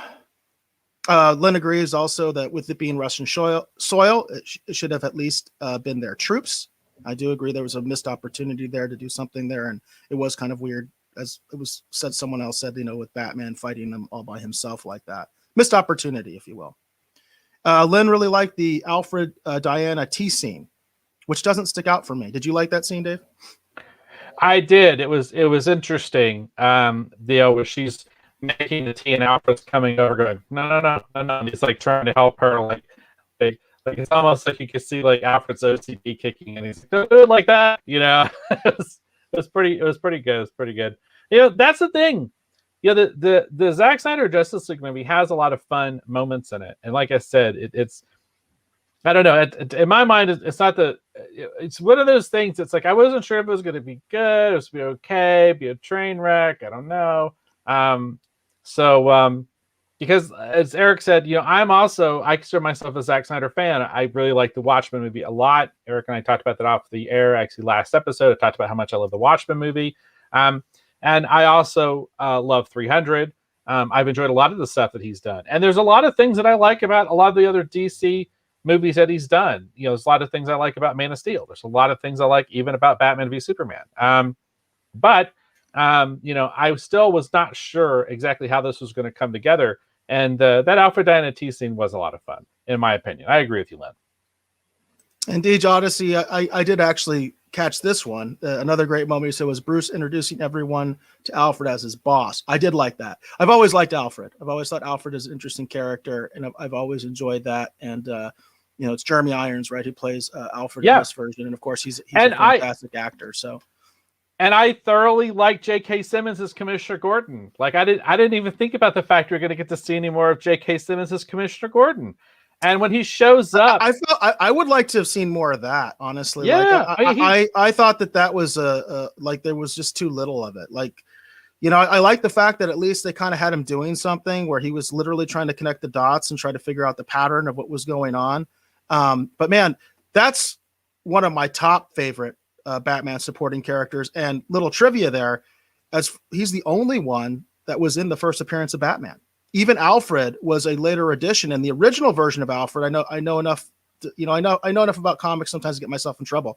Original version of Alfred didn't raise Bruce Wayne. He showed up later to help him as an adult, which, by the way, that's one instance where I feel like sort of the original origin is nowhere near as good as the modern one, because I do like the whole idea that Alfred was there from the beginning, essentially as a surrogate father. But that wasn't the original intention of Alfred. It really wasn't. He was just another like assistant sidekick, right? That just came later.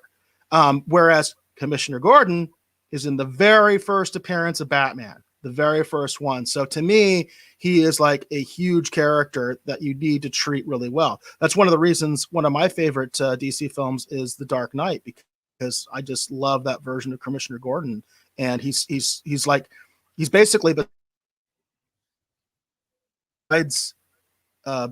besides Alfred, he's the only support he has really in that movie, right? It's Commissioner Gordon, Batman, because hey, that's the way it was in the beginning.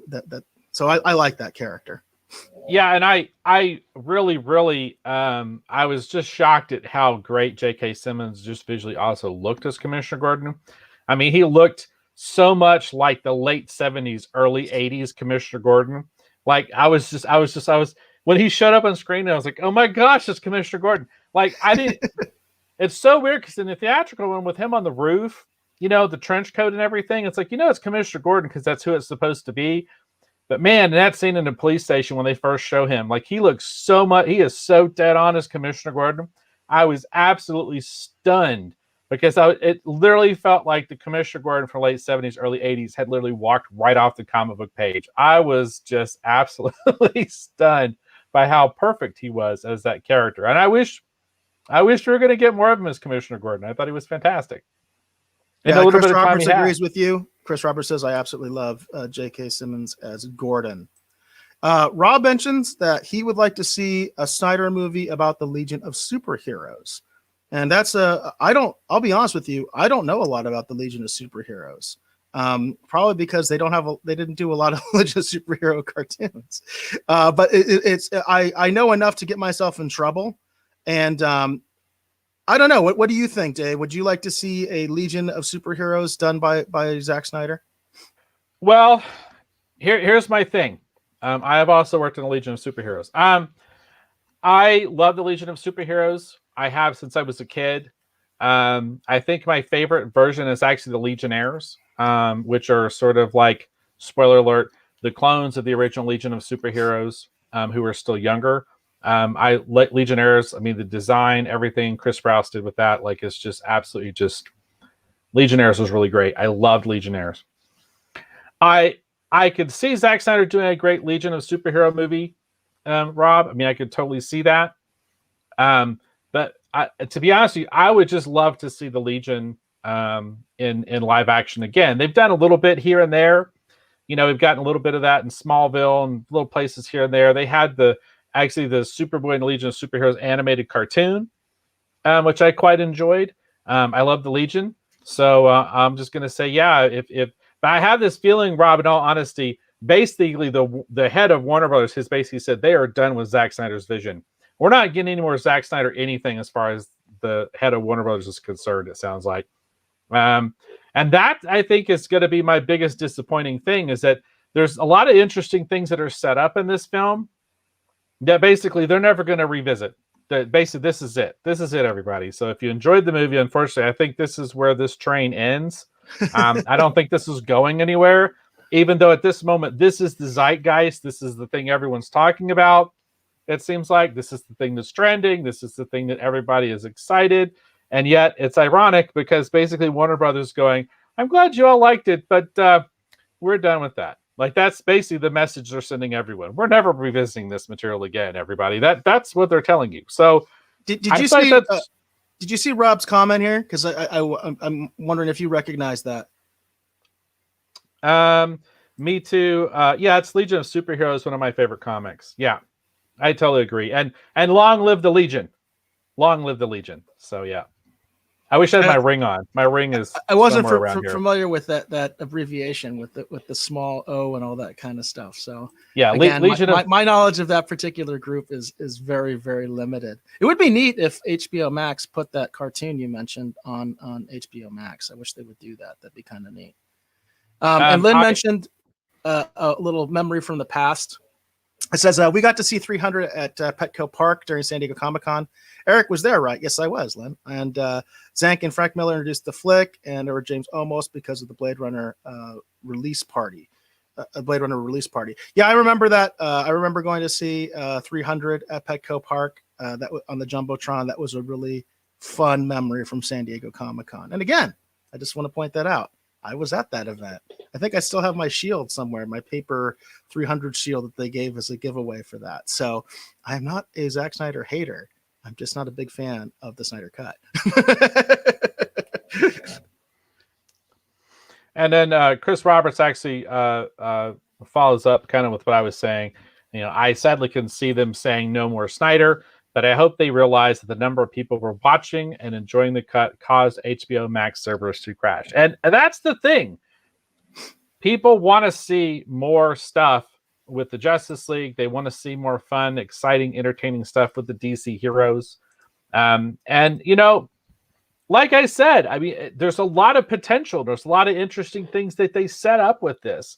And I think that's one of the biggest disappointments is that they have no intention to revisit any of this material. Yeah. Well, I think people are definitely starved for DC content. There's no doubt about it, because it just hasn't had the same resonance, I think, as the MCU for multiple reasons. I think Warner Brothers has made some bad decisions there, but yeah, I think people are definitely starved for the content. These are iconic heroes, and people want to see more of them. And I will say this too. I have a lot of hope and excitement for, you know, The Rock's Black Adam movie. Like, I think that could be really great. I'm looking forward to that a lot. I've talked about that before here on the show. I'm very, very excited to see the Black Adam movie because we're going to revisit the Captain Marvel universe as it were, the Shazam universe. I love those characters, and so I'm really excited to see what they do with that. That's one that I really like too. And that my dad's favorite character was Captain Marvel. It's also my brother's favorite character is Captain Marvel. And no, I'm not talking about the DC crap. I'm the Marvel crap. Well, that was a little Freudian slip, wasn't it? I'm not talking about the Marvel crap. I'm talking about the original Captain Marvel that now everybody calls Shazam. That was my dad's favorite character growing up, and my brother's. That was another one that my brother had a substantial Silver Age collection of, which was actually the rebirth of Captain Marvel after DC acquired him, because there's a whole interesting behind the scenes story with what they did to Fawcett Comics and the big lawsuit with Superman, and really interesting story behind the scenes there too. Maybe we'll discuss that in a future show. Yes, to quote Savannah from the old Filmotion show, that big red cheese. Now, Lynn says he is hoping for a solo Henry Superman movie and a Batfleck flick. But he was very bummed when he heard that Ben backed out. I do want to mention I am not a big Batfleck fan. I'm just going to say it. I am not a big fan of Batfleck. I'm gonna tell you right now. When I first heard what Ben had planned for his movie and he was going to pit, and for those of you who don't know, Ben Affleck's Batman movie, based on everything I'd heard and the few reports that had come out about it, was that the whole point, and you could see them setting it up in this movie, was that it was going to basically be Batman versus Deathstroke. Deathstroke, the Terminator, is a character that is poised to break super big if they would ever just do something with him on the big screen. One of the most amazing sequences I saw was when they were promoting one of the Arkham games, and they had this as a trailer. It was an extended battle between Deathstroke, the Terminator, and Batman, and it was absolutely like amazing. So I felt like that Ben had the right instincts for what to do, because you would have had, Deathstroke, then Batman. There's some similarities there. I mean, not straight on, but there's a commonality there between those characters, and the idea of them being pitted against each other is a really interesting idea, and I think could have made a really fun Batman film that would have led us in a different direction, because Deathstroke is such a different adversary for Batman. Deathstroke is not just a mental challenge; he is a straight up physical challenge. And because Deathstroke likes to use swords, we would have had an obvious sword battle in there too. So, I mean, I think in all honesty, Ben's instincts were right. I think a Batman Deathstroke movie could have been absolutely amazing. Yeah, it would have been interesting. At the very least, it would have been interesting. I just don't necessarily like his version of the character. Although in both versions, I think they definitely toned him down. They definitely toned down Batman in both versions of Justice League. There's no doubt about that. And that's interesting that apparently Snyder actually did that as well, even though he had that very dark, murdering Batman and Batman versus Superman. And he is toned down even in Zack Snyder's version, and certainly in the theatrical version. Bruce actually has a bit of an arc. When you look at where he is at the beginning of Batman v Superman to where he is in this Justice League movie, there was a moment I actually specifically noticed that I took note of, and I thought it was really interesting. And that's that moment where he's telling Alfred that, he's not doing this off of his normal motivation, that he is choosing to hope, right? He is choosing to have faith. Yeah, I saw that. Yeah, I remember that. This is going to work. And I thought that was so interesting, because that calls back to my movie from last week. One of the things I like about Batman Forever is that moment where, spoiler alert, Batman has defeated the Riddler, and the Riddler says, "Why can't I kill you?" And then Batman says, to the extent he's talking about, I'm not Batman anymore because I have to be. I'm now Batman because I choose to be. And it harkens a new beginning for Batman. And that's one of the things I like. I like where Batman can walk from out of the shadow, and as taking the role that he does in the Justice League, he has to do that to an extent. So the fact that they knew to give him kind of that arc and that moment in the Justice League movie, I thought was a smart decision. Yeah, I agree with you there. Chris Roberts mentions, I think the big reason for the lack of such an expansive DCCU is the fact that they keep letting every director create their own version and the constant reboots to the universe. And that goes back to what Dave was talking about earlier, which is there's no captain of the ship. There's no Kevin Feige at Warner Brothers, AT&T, whatever you want to call it. They just don't have it. So that's why it's so kind of muddled. I still remember, very well when they were talking about Man of Steel at San Diego Comic-Con, and they made this big point that they didn't need to tie into any other characters. Man of Steel was not meant to start this DCEU thing. It was meant to be a standalone film to reboot Superman, so they could just do Superman stuff. That's why there is nobody in it. Now we can say, oh, well, Martian Manhunter was in it, Eric. No, they didn't say that at the time. I'm sorry. They specifically said, I remember this. They specifically said, well, the DC characters don't need all these other characters to support them. They can basically support their own franchise. It was just Warner Brothers doing what Warner Brothers does. They couldn't just look at the Marvel model and say, why don't we do that? You know what I mean? Why don't we kind of do these different films to build up to this Justice League? Instead, it was very forced, and it went really fast, right? You go from basically Man of Steel, Batman vs Superman, Justice League. So it was a very forced thing. And again, I think there's just no captain of that ship, unfortunately. And then D. Jazzy has a comment here. He says, you are making me feel old here. I watched the original Captain Marvel growing up. And for those people who don't know, I think it's on HBO Max. as a part of the DC universe, they actually went back and actually restored the original live action Captain Marvel show, the Filmation live action show that had animated sequences with the old gods. They actually went back to the original film negative and actually totally restored that. It looks beautiful and amazing. And it's now, really have you confirmed cool. it's on HBO Max? I haven't seen it. I haven't had a chance to really look for it yet. Like I said, my stupid butt, I've been just rewatching the old Aquaman stuff. But it was on the DC universe, so I would imagine that they transitioned it over to HBO Max. I'll know for sure by next episode. And one of the things that's surprisingly lacking is the Filmation animated, just the straight up animated show that featured, Captain Marvel Jr., and Mary Marvel. I feel like that's a huge absence because there's so many people that love that cartoon and love that show.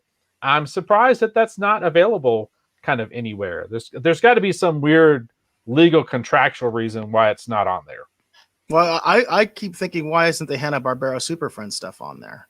Especially with Justice League coming out. It used to be back in the day they would do that. Like, hey, we came out with a Justice League movie. Hey, let's bring back the old cartoons, that kind of thing. And I don't know why that hasn't happened. But they obviously did put, as I mentioned, the Superman animated series suddenly popped up on there. So it's kind of weird. Again, it's what AT&T Warner Brothers does.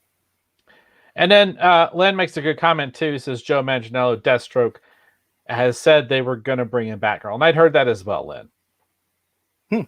Interesting.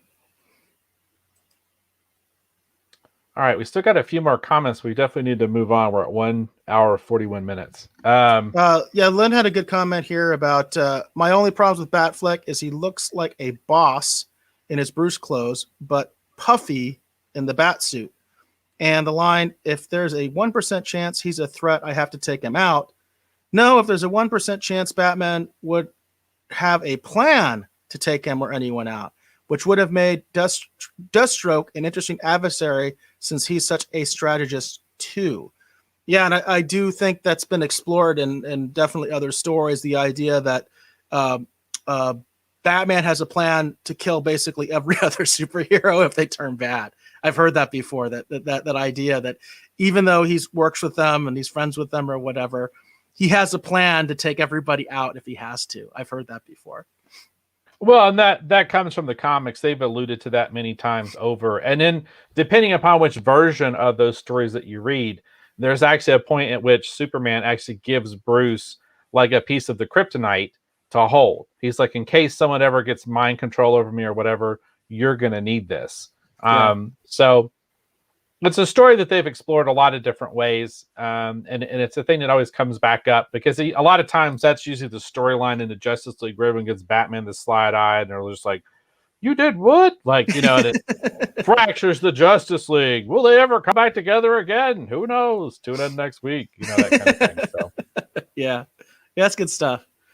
Chris Roberts had a little comment that sort of backs up what I was saying about Man of Steel never being meant to actually create like this wider universe. He says, and to your point that the general was already the Manhunter, then why did he need drones to find Superman? He could have just followed him. Exactly. And that's what I was trying to say is that was never the plan. He was not supposed to be Martian Manhunter. I think there's fans now that are going to say, no, he totally was. You can see it in the Zack Snyder version. They made a Martian Manhunter. That was not the plan when they made the movie. That was the point I was trying to make. So we're on the same page here, Chris. We're totally on the same page. Yeah, why would he need a drone? Why? Right? I guess somebody will argue that they'll say, well, maybe he was just doing that to let blow his cover or something like that, But apparently he can become Ma Kent and interact with Lois Lane. That's fine. So at some point, aren't the two of them going to have a conversation? And Lois going to realize, hey, who the hell was that? Because Ma Kent's going to be like, I never did that. I never did that. That never happened. And it says, Trish also says, yes, Batman has a plan for every major superhero. They went into that story in the Justice League cartoon. Yeah, and it's been explored a lot of different ways in the comics as well. And Deej also adds to this what we're talking about with Martian Manhunter. He said that wasn't the original plan, but Snyder reconned it in according to one of his interviews. So I got you. So he tried to fix it. I understand that. So, and that happens. That happens all the time, where somebody will say, hey, well, why don't we do this with this character? Wasn't the original intention, but we're going to try to fix what we see as a problem and try to make it right. Chris also mentions, only idea I could see them going with is that the Manhunter replaced the General after Man of Steel, but before Justice League as a retcon, which I can't stand. That would be an interesting way to fix that as well. You could do that. You could say that, well, that the General was an actual guy or something like that, or he was just that guy. Of course, isn't Martian Manhunter himself, isn't he sort of like merged with somebody or something like that, the original version of Martian Manhunter? No, Martian Manhunter is just himself. I mean, there's been versions where he's merged with other Martians and stuff like that. There's been different stories like that, but typically Martian Manhunter is just his own person. He's not really merged with anyone else. It's not like somebody found his spirit or something like that. And okay, not really. All right. They did something kind of like that. Well, not exactly. They've done stuff, the whole alien, he's an alien idea. Like there's been versions of that kind of idea kind of here and there, but it's not something that is necessarily like an integral part of his story. Gotcha. Yeah. He's brought from somewhere else, to basically our planet. There's a scientist who's experimenting with something, and it's a portal device, and it brings him to Earth. And then in some stories, he's trying to go back to Mars, and then in other ones, Mars has already been destroyed. It's kind of been all over the place over the years. Okay. And then let's see here. Chris Roberts says, I think he is a police detective in one of the versions of the character. And yes, he is. I would recommend. It's Justice League. It's the one that takes place in the what's the Kennedy line? It's the Silver Age story. I can't think of it because John Jones is a detective in a lot of the classic stories. Like he's a private investigator and a detective. And then there's a great animated movie, which is a great adaptation of a Darwin Cook series, which name is escaping me at the moment, but it comes from a Kennedy line. Why can't I remember what that is? I'm really blanking on that. That's really bad. I'm just killing air. I'm going to try to continue to think about it. In the meantime, I'm going to go ahead and sign this real quick. This is Justice League book. I've got a pen right here. I'm going to sign this here real quick, and then you all talk amongst yourselves. Awesome. And we are getting to the kind of the point that usually we're kind of looking to get close to wrapping the show. But I will say, if you folks have some more comments, we're willing to take them. I've always said that if the Rogues Gallery wants to keep talking and about a particular subject, we'll do it. But we do like to talk about some pop culture news. We got a collector's corner segment, streaming wars, that kind of stuff. So I just signed it right there by Martian Manhunter, since I worked on the Martian Manhunter part of this story. So there's my signature. Where's it at? I'm trying to figure out a way to point it out. Anyhow, it's over there by Martian Manhunter. It's that black squiggly thing. So there you go. Right on. Very cool. And Rob says that he's going to have to take off. He says, having a great evening, everyone. It's almost midnight, and I turned back into a pumpkin. Time to go. Great podcast, guys. Thanks, Rob, for coming to check us out over there on YouTube. We really appreciate that. We always like to see new faces. Of course, we always like our regular faces as well that we have, but it's always nice to see new faces. And it's always really nice when they comment and they come up with great stuff like you did.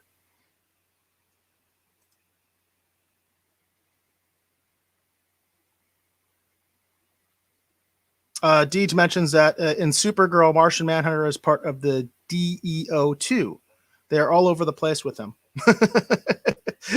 I think that the Warner Brothers in general is all over the place with these characters. One of the things that I dislike about Warner Brothers' approach is that they have so many different versions of these characters, even in media. So, like for instance, we could take Commissioner Gordon, right? Commissioner Gordon we've got the Snyderverse version of him, right? But then they also did this version of him in that series Gotham, right? And they have nothing to do with each other. So it's like they constantly do that, where they don't have anything interconnected at all. Whereas the MCU, they don't do that. Their TV shows are connected to the overall cinematic universe. It's all part of the same thing. So you don't get really confused with who's who. Whereas I think a lot of people, especially casual fans, I think they get really confused when they see like, oh, wait a second. So this guy's Flash on the TV show, but then we've got this different Flash in this movie. I think that confuses casual fans a lot. The name of that Darwin Cook series is New Frontier. And they made an animated film out of it. Martian Manhunter's in it, Batman's in it. It's actually pretty good. I think they call it Justice League New Frontier.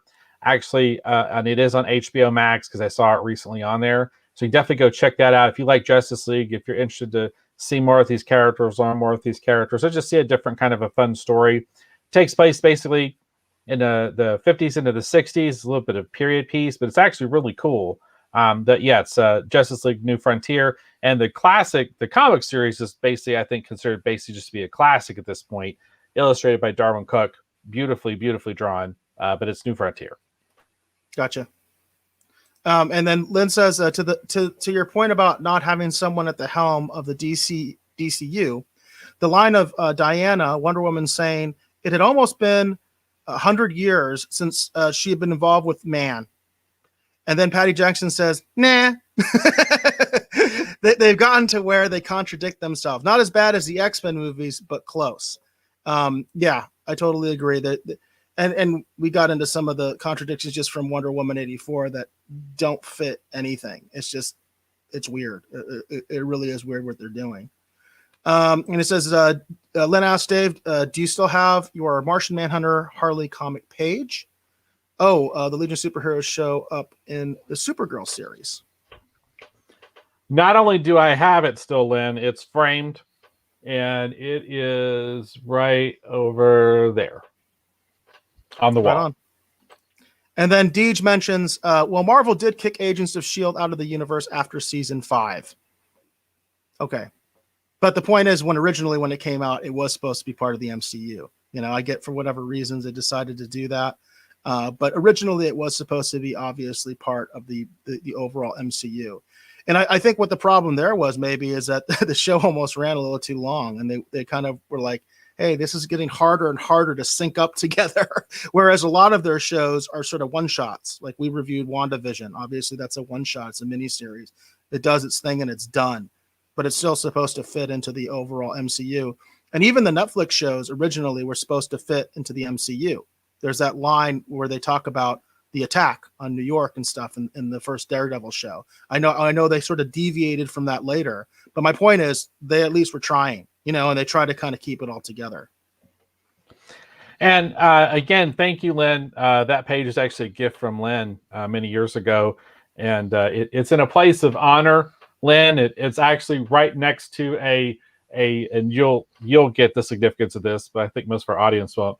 But it's right next to a Greg Craven's inked The Fugitive page that actually features the Addams family. So very cool. And then Hollywood Jackson just wanted to congratulate us on the new subs and views. We appreciate that, Hollywood Jackson. We appreciate the fact that you have been supporting us for so long. So we really do appreciate that. And yes, we do. We are actively trying to grow all of the channels, especially the Facebook and the YouTube right now. I think that's pretty much our focus. Facebook tends to be where we do the best with the live show, and then YouTube where we seem to be getting some traffic when it comes to making clips and people coming to just watch, you know, certain segments and things like that. And then Chris Roberts mentions the original idea for Agents of S.H.I.E.L.D. was supposed to be taking place in between the different movies, but deviated very quickly from that. And yes, Chris, I'm aware of that. And I do think after a while, they just felt it was just too difficult to keep doing that. So we're definitely not on Snyderverse anymore. So do we think we want to go ahead and just try to briefly get into our other segments? Dave? yeah, sorry, I was trying to get the graphics to load up on my screen so we can segue into Collector's Corner. And when I do that, it kind of takes up so much computing power on my machine. I have to totally focus. I have to close one thing. You know what it is. Close one thing, open another technical thing. difficulties. Yeah. So let's go kind of fast as far as I know that we've got some new faces and things like that. But as far as like what Collector's Corner is basically, we're just talking about collectibles. We do a lot of speculation. We've had quite a bit of traffic from the YouTube, especially where people have been talking to us about the whole sensation of the Impel Marvel trading cards. And we've been getting into comic books, toys, all that stuff. So as you can see right now, Dave has some comic book titles that he'd like to let you know about that possibly might be some good buys or some good flips there for those of you that like to speculate on that market.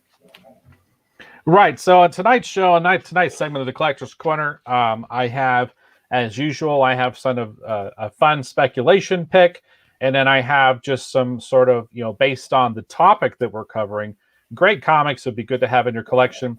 And ironically, one of these is kind of also turning into a little bit of a speculation thing. Again, speculation was just my opinion. But if you enjoy collecting comic books, these are some interesting ones to keep your eyes out for.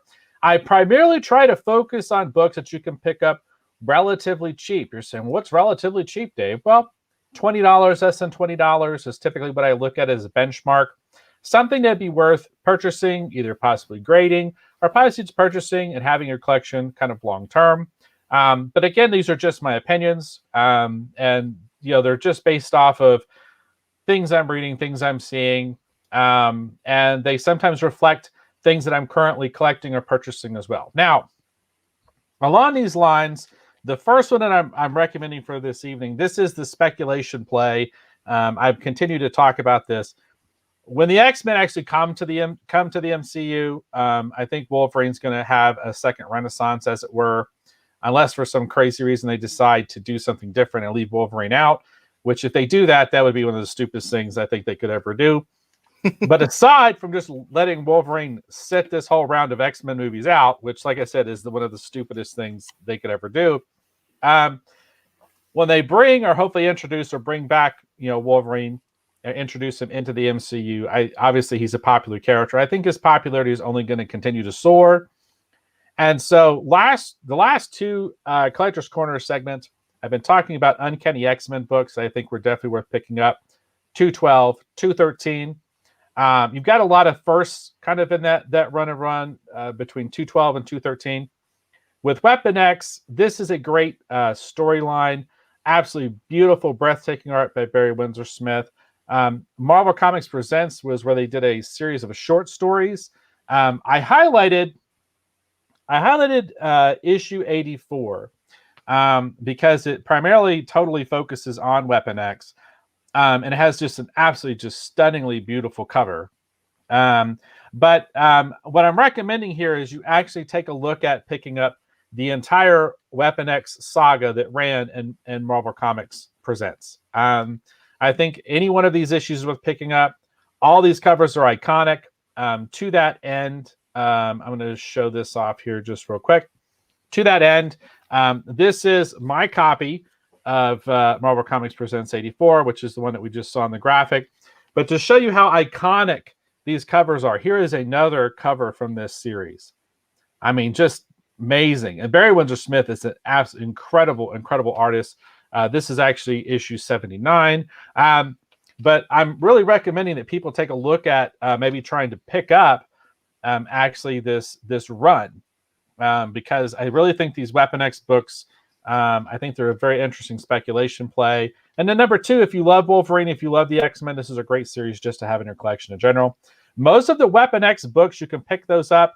Each issue typically under $20, sometimes even less than $10, and sometimes even less if you're watching on places like Mercari and eBay and such on and so forth. So I definitely want to recommend the Weapon X series from Marvel Comics Presents. I'm picking 84 because for me personally, it's my favorite cover of that run. Now, along those lines, the other two are based on a theme of tonight's show. We're talking about Zack Snyder's Justice League. So the next two books that I have picked actually for the Collector's Corner, I'm going to highly recommend that people take a look at and think about.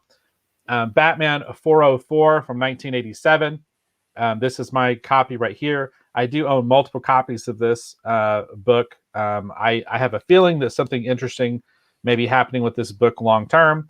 Just my personal feeling. But it is interesting because this book has actually started to go up in value.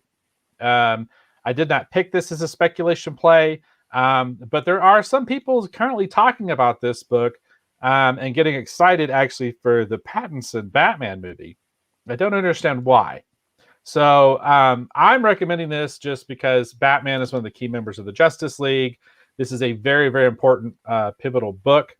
Year One is such a fantastic series and story. So if you're just getting into comics and you haven't actually read it, I cannot recommend Batman Year One enough. Such a fantastic, fabulous story, beautifully drawn by David Mazzucchelli, great script and story by Frank Miller. Highly, highly recommend Batman Year One.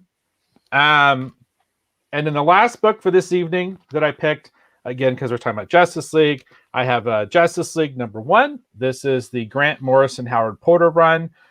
What's interesting about this one is you have to read this particular story to really kind of get into it.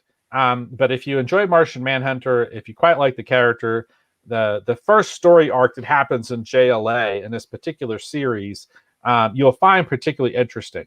But this is my last kind of speculation pick book. This is another one you can pick up like in a lot with a lot of other books from the run, and it typically won't cost you too terribly much. I've seen these going for under $20 and even less on places like Mercari and eBay. You just got to kind of keep an eye out. But if you're a Justice League fan, this is a very well thought of and kind of enjoyed and beloved run among a certain segment of collectors. So I'm going to recommend that people check out JLA #1 from 1997. So again, our picks for this evening, we have basically I just removed that from the stream. Okay, so we have Marvel Comics Presents. I'm highlighting issue number 84, but I'm actually recommending the entire Weapon X run. This is from 1987. I'm also recommending Batman 404 from 1987, and I'm recommending JLA #1 from 1997. A lot Now, of with sevens in there. The Batman title, did you mention how much that's been going for? That's the irony. When I first picked this and was thinking about recommending this, I was seeing it go for $20 and even less. But it's kind of seems like it's been kind of ticking up a little bit. And right now it's running about 40. Oh, wow. Kind of, I don't know why. I just thought that was kind of weird because I'm having a hard time finding it for less than 40. I'd been kind of picking up some extra copies here and there. I'm planning to submit an entire set of Batman Year One actually graded, and I want to have like some decent high graded copies. Now, high grade, I know a lot of people are all about the 9.8, 9.8, 9.8. I'm not talking about 9.8. I would just like to have some 9.4s and 9.6s and have a complete set graded, and then a complete set ungraded is what I'm trying to do. So I've been kind of picking them up, and then any extras I have left over, I might turn those in and get those graded, and then have those available for people like over on the Kirby Tees website or whatever, because we're starting to sell collectibles and such. So anyhow, these are just, like I said, I've been looking to pick up this particular book, and I wanted to highlight it because Batman's one of my favorite characters. He's an important part of this movie. But I just thought it was really interesting that I'm finding it hard to find a copy of 404 by itself for less than $40. Yeah, Chris Roberts mentions, and I think he has a great point. He says might be because the Patterson Batman is supposed to be a Year One style story. Could be. And I think that's a great point. That's a great point because, I know it is supposed to be sort of like a Year One Batman kind of thing, although not specifically the origin. But that's my understanding of it. And then Lynn mentions that he got the Year One singles and hardback trade. Recently picked up many issues of the Gail Simone and Garcia Lopez JLA classified. And you can never go wrong with Garcia Lopez. I think most people have heard me talk about how much I love Jose Luis Garcia Lopez's art. He's one of my heroes. I actually own an Atari Force page that's actually above my drawing desk, which is actually behind me. Love Garcia Lopez. Never go wrong with anything that's Garcia Lopez. Doesn't matter what it is. And then, Dave, did you have any update about your quest to get some of those Marvel trading cards graded, as far as how that's going, or if you decided on maybe which company to go with? After talking to many people, it seems like it's best to just wait for PSA. Just wait for PSA. Just wait. So I guess that's what I'm going to do. I'm just going to wait. And their rates recently went up, correct? They doubled. They doubled. They doubled. They so totally they're backed up. doubled. What, 9 months? Is something that I heard, as much as 9 months. I'm here at a year. Wow. So I guess for once I'm on the optimistic side. Yeah. I basically what's going to happen is because I've been picking cards up, like for example for tonight's episode of the live show, we've got Impal original, we got Doc Ock and the Lizard. We're giving these away again to someone tonight. We're just going to throw names in a hat. So someone's going to win basically these 2 cards. And then the other person is going to win that Justice League book we were talking about earlier. So we have some books to give away here on the show. Not books. We have some cards to give away here on the show. I had intended and hoped to, kind of start getting stuff graded and actually give away graded cards on the show. But let's be honest, folks, it's not happening for a year. Yeah. So there's no point in continuing to imagine something magical is going to happen. I'm going to open a box. Woo! Like, it's not going to happen anytime soon. So I'm just going to start giving away the extra cards that I have. And then the ones that I'm keeping for myself, I will show everyone this. Why don't you just kind of vamp here for a second? I will show everyone this real quick. Well, Chris mentioned that they doubled both the price and the wait time due to the number of people trying to get so many different items graded. And yeah, I had heard that about PSA, Chris, that their rates had gone up, and obviously there's very high demand right now to get different cards graded, especially the Marvel Impel cards. That's become a phenomenon. The one thing I've also heard a lot of a buzz about is the Garbage Pail Kids cards. The Garbage Pail Kid cards are starting to be very sought after, especially Series 1 of Garbage Pail Kids. And that's something I actually did collect as a kid. And I'm trying to figure out if I still have any of those. Now, here's my interesting thing that I did pick up that relates to my Impel cards. I've been looking for something fun to put them in, and I found in Mercari this vintage Fantastic Four binder. Oh, nice. That's awesome. It's got the Fantastic Four name on the side. It's got all this really cool, like Fantastic Four cool artwork. That's awesome. So my Marvel cards, my main ones I'm keeping, they now live in this. So let's see here. Like here's, I gotta get, because like I said before, like I tend to do sheets of characters, but like for example, here's a bunch of my Impel cards right here. There's Cosmic cool Spider-Man and Nick Fury, Daredevil, the Hulk. But yeah, they now live in this vintage Fantastic Four binder that I found. That this is now where my premier Impel Marvel and my character cards, they're in here. But like I said before, like I've got a whole page just dedicated to Rogue. Actually, I've got a bunch of pages dedicated to Rogue. I think I mentioned that one episode, like I have every single Rogue card ever made. That's not a joke. Here's some of my ancillary favorites. There's Moon Knight. There's a lot of Namor the Submariner. So yeah. But yeah, they now live in this vintage Fantastic Four binder. So I dare say that's fantastic. That's awesome binder. That's a good one. Chris also mentions Pokemon is another huge boom to their time, and yeah, I keep hearing about Pokemon. I've been getting more into actually different channels. One that I really like is called Reserved Investments. I really like him because he's kind of like the cynical collector guy, and I'm kind of a cynical guy, so I gravitate towards that. you would like the cynical collector guy. Yeah, but he has a lot of great knowledge, and I didn't realize because I only recently started really getting into him. I was just looking at some of his Marvel Impel stuff, but now I'm starting to look at his other content, and he started out with video games. I don't know if you knew that, but that's how he started out. And now he's also very traditional. So he does like coins, antiques, but he started out flipping video games like Atari and stuff like that. That's interesting. Which I thought was really interesting. The guy who I'm enjoying on YouTube the most right now is actually the Northeast Ohio sports guy. And it's interesting to see his perspective because he's looking at the trading card angle basically from, someone who's been primarily a sports card collector. Sports guy, yeah. Yeah, and it's interesting to see his perspective. And he actually broke a box on his show, pulled some cards out of there to get graded, paid the extra fees to get them graded at PSA, and actually made a couple bucks at the end of the day, which was pretty impressive. That is impressive. That's pretty awesome.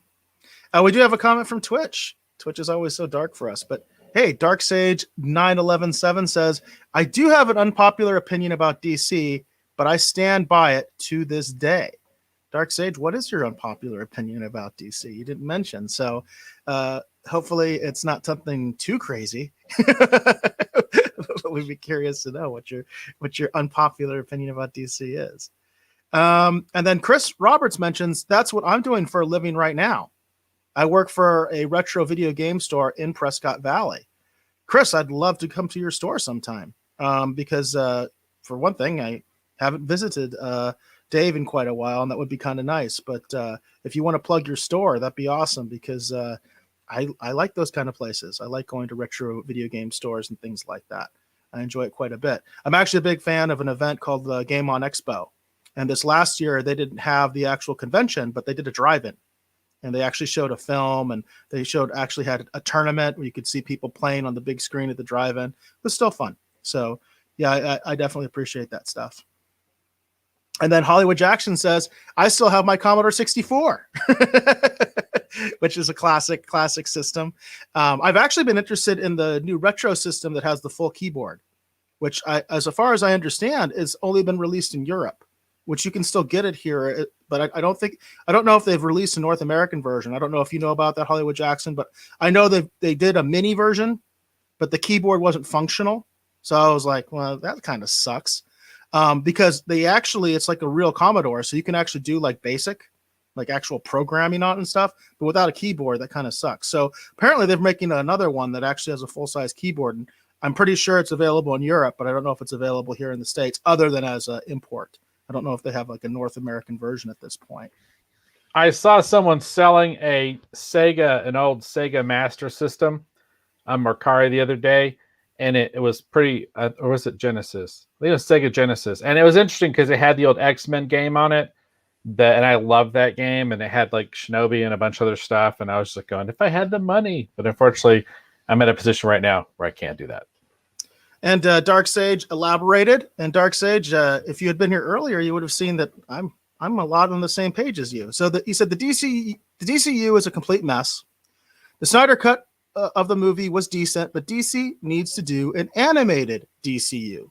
One thing they have done better than Marvel is animation. Their movies and shows are top-notch stuff that Marvel seems to struggle with. And while, yes, I know that cuts your audience in half because a lot of people do not want to see an animated DCU, this is my opinion, is what they need to do, and I will stand by it until the end. We actually mentioned, I'm not sure if you're aware about this, Dark Sage, or you saw this part of the show, but just recently HBO Max released the Superman animated series, the 90s series, on HBO Max. And I'm a huge, huge fan of that show. And to me, that's like my Superman. And Dave was talking about how he loves the Justice League, especially the Justice League Unlimited. So you got huge animation fans here. Mask of the Phantasm is probably both on our top 3 DC films of all time list. So you got huge animation fans here. In fact, my definitive version of Batman, said it earlier, Batman the Animated Series. So you got some animation fans here as far as DC is concerned. And talking about some interesting animation news in relation to comic book speculation, don't be shocked next week if I recommend ROM the Space Knight #1, because apparently it was an announcement of possibly a project in development, and there is scuttlebutt that there may be a ROM animated project maybe coming down the road, and ROM #1 is being basically scooped up all over the place because it seems like people are expecting something interesting to be happening hopefully soon with ROM the Space Knight. Interesting. Yeah, I hadn't heard about that. And then Chris, his store is Black Box Gaming, 3040 North Windsong. So anybody that's in Arizona or specifically Prescott, check it out. I definitely hope to be going up there soon. As I mentioned, I haven't actually had a chance to visit Dave in quite a while, so that gives me an excuse to go up there. So yeah, I would love to check out your store. I love retro gaming and all that kind of stuff. And Chris mentioned that he says, "Hit me up, Dave. I might be able to get one for you at a decent price." Can't remember exactly what you were referencing there, but. And then Lynn says, I wish I still had my Telestar Marksman Pong system. I actually do have a Odyssey 2000, I think. I actually bought it at Game On Expo just because I wanted to have a Pong system, because I just thought it was kind of cool just to have one. And Odyssey, it was one of the first, even before Atari, I think, and ColecoVision. Even Nintendo, I think, did a Pong system at one time, but I think that one's like almost impossible to find. But yeah, I actually do have an Odyssey Pong system that I bought at one of those shows. And Len is also a DC animated fan. He says, I missed the DC animated shorts.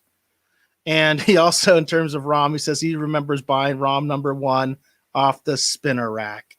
And for those of you that don't know, boy, do I miss the spinner rack. That's where I got all my comics when I was a kid. I got my comics, my new comics, I should say. I got my new comics at a local convenience store, Circle K, and got them off the spinner rack. I only went to the comic book store to get back issues. That was the way I grew up, So spinner rack all day long. I wish they would bring that back. I have basically a Sega Genesis. That's what Chris was referencing. Yeah, that's what I was talking about. I have an almost nearly complete run of Firestorm. Not the first 5 issues before DC had their implosion. They canceled a bunch of titles, but the Jerry Conway, Pat Broderick Firestorm series was eventually penciled by Raphael Kayanan. I have an almost nearly complete run of Firestorm, and that entire almost nearly complete run of Firestorm I bought entirely off the spinner rack as a kid. Nice. Very nice. At the 7-Eleven around the corner from my house. I remember exactly what happened. I remember buying every single one of those issues off the spinner rack. Yeah, we definitely miss those. Yeah. Are we pretty much good for Collector's Corner? Can we move on to pop culture? Yeah, that's it. Hopefully I'll have some I'm going to have some very interesting speculation for next week. But we'll see if it starts some debate. So right on. Debate's good. All right, so if you don't mind, I'll start off with a pop culture news story, Dave. I don't know if you have one, but I did promise this. I teased it during this broadcast, so I need to make sure that I actually address it. So I'm sure a lot of people in this audience, especially people that came because they wanted to hear about what we thought of the Snyder Cut or wanted to express their own opinions on the Snyder Cut. I'm sure they're also interested in this film, which is The Flash. So for folks that don't know, that version of The Flash is getting his own film. And it says, this is actually breaking news. I don't have the breaking news ticker up. Darn it, where's my breaking news ticker? When you're doing everything, there we go. Because this is breaking news. I just saw this. So I thought this is very interesting. So it says The Flash, Ron Livingston to replace, and I got out of my way, Ron Livingston to replace Billy Crudup, I'm sorry, I'm terrible with names, as Henry Allen.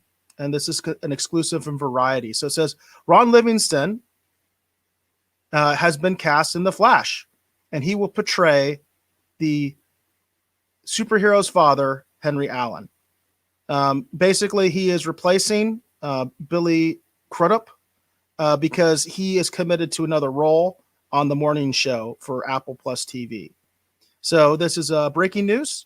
That he is going to be Flash's father in the movie. I don't know if you heard about this, Dave. I'd heard that Billy Crudup was leaving because of a prior commitment. I hadn't actually heard who they'd actually cast. The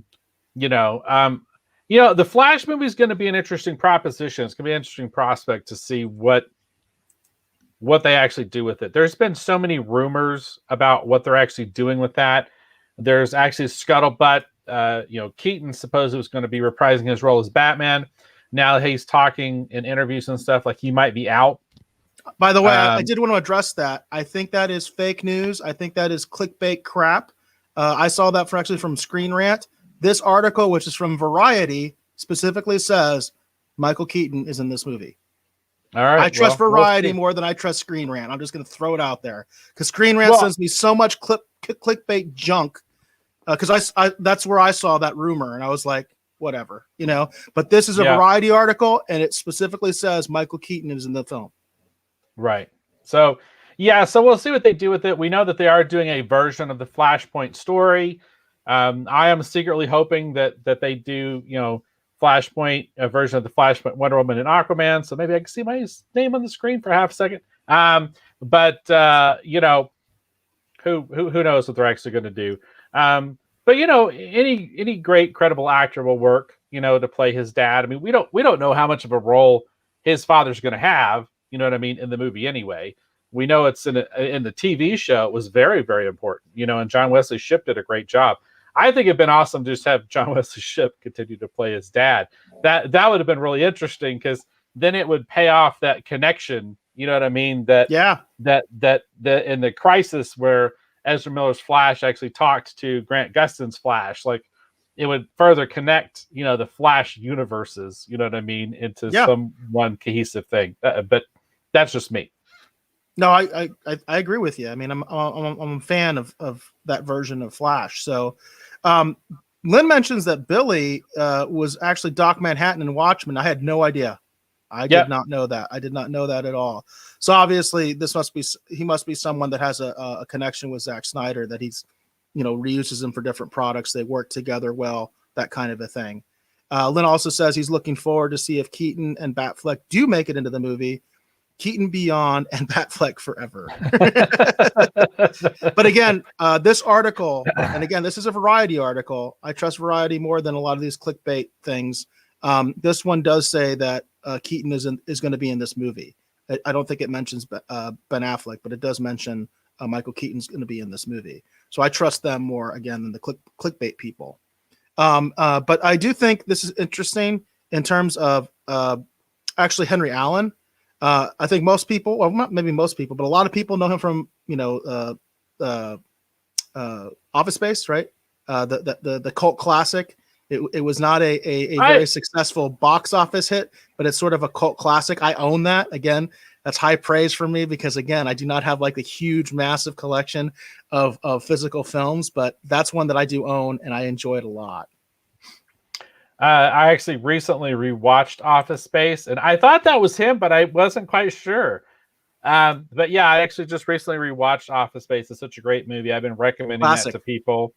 That movie is just, it's awesome. It's really funny because that's like one of my friends will tell me about because he works for like a bank. He's like a programmer for a bank. And it's so funny. He'll tell me about like his day or whatever. Maybe not so much now because they do a lot of like the telecommuting. But back in the day when he was doing the conference meetings and all that stuff, it was so funny. He'd send me a text about his day. I was like, wow, your life is like all the worst parts of Office Space. I lived through moments of Office Space in my day job, and along those lines, there's an interesting connection here that to the DCU as well. Diedrich Bader, who plays his not roommate, but neighbor in the apartment. Diedrich Bader, of course, was the voice for Batman in the Batman Beyond actually cartoon.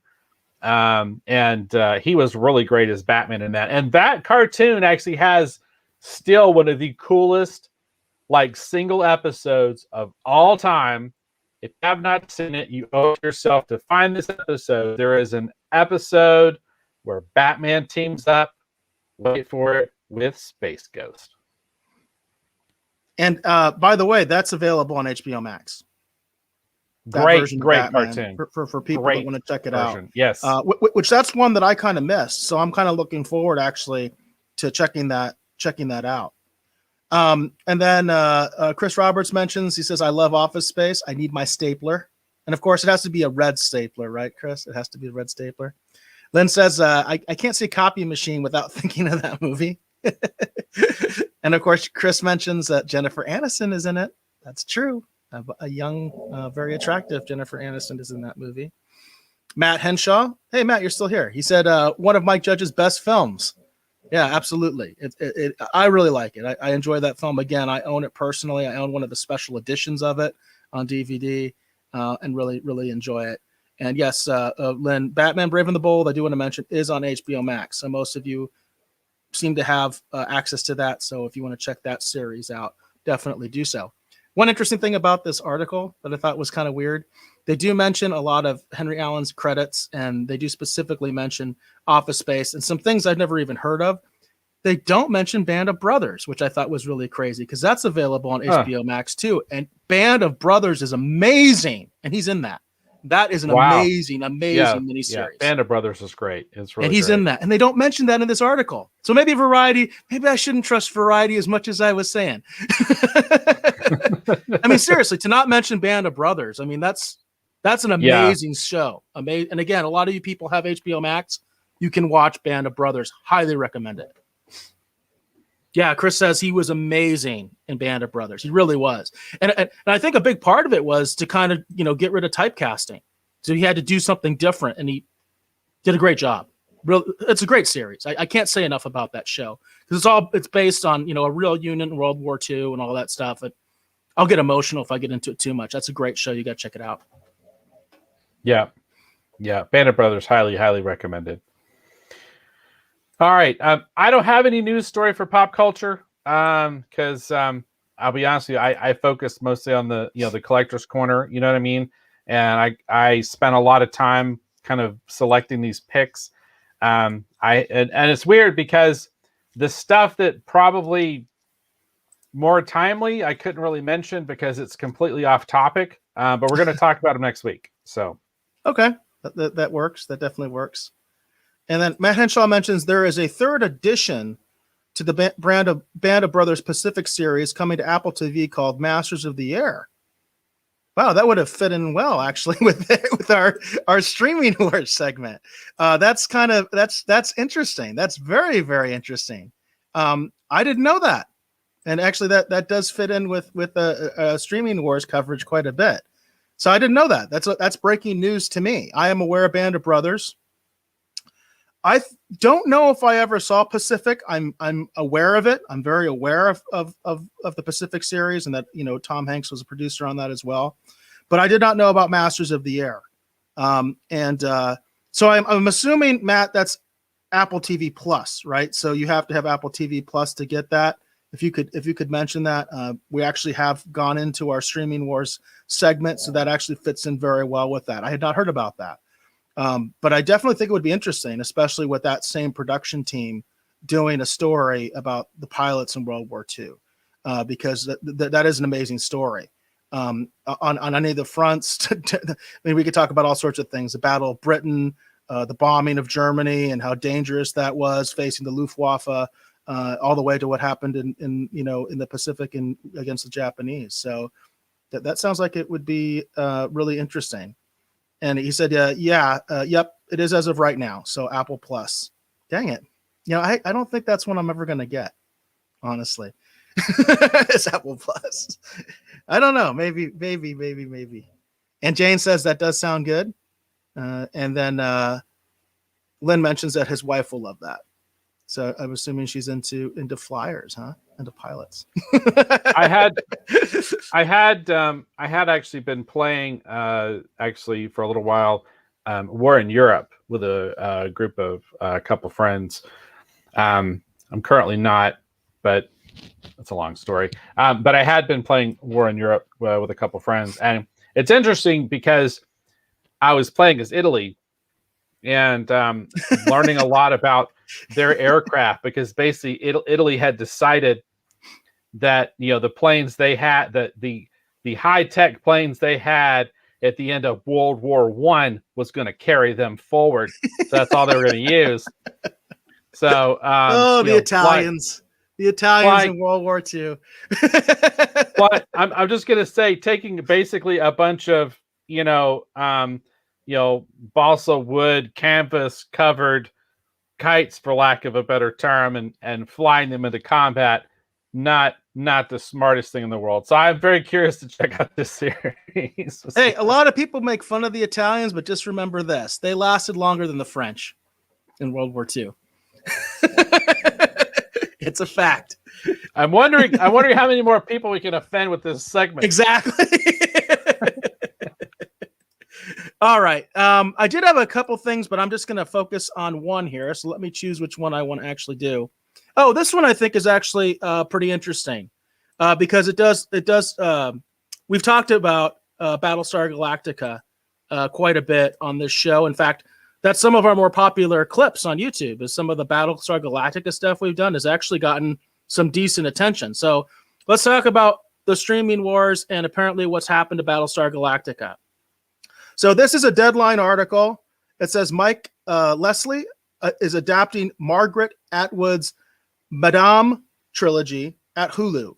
He is now exiting Battlestar Galactica reboot. And I think this is kind of a little bit of breaking news also. I think this only came out within the last day or so.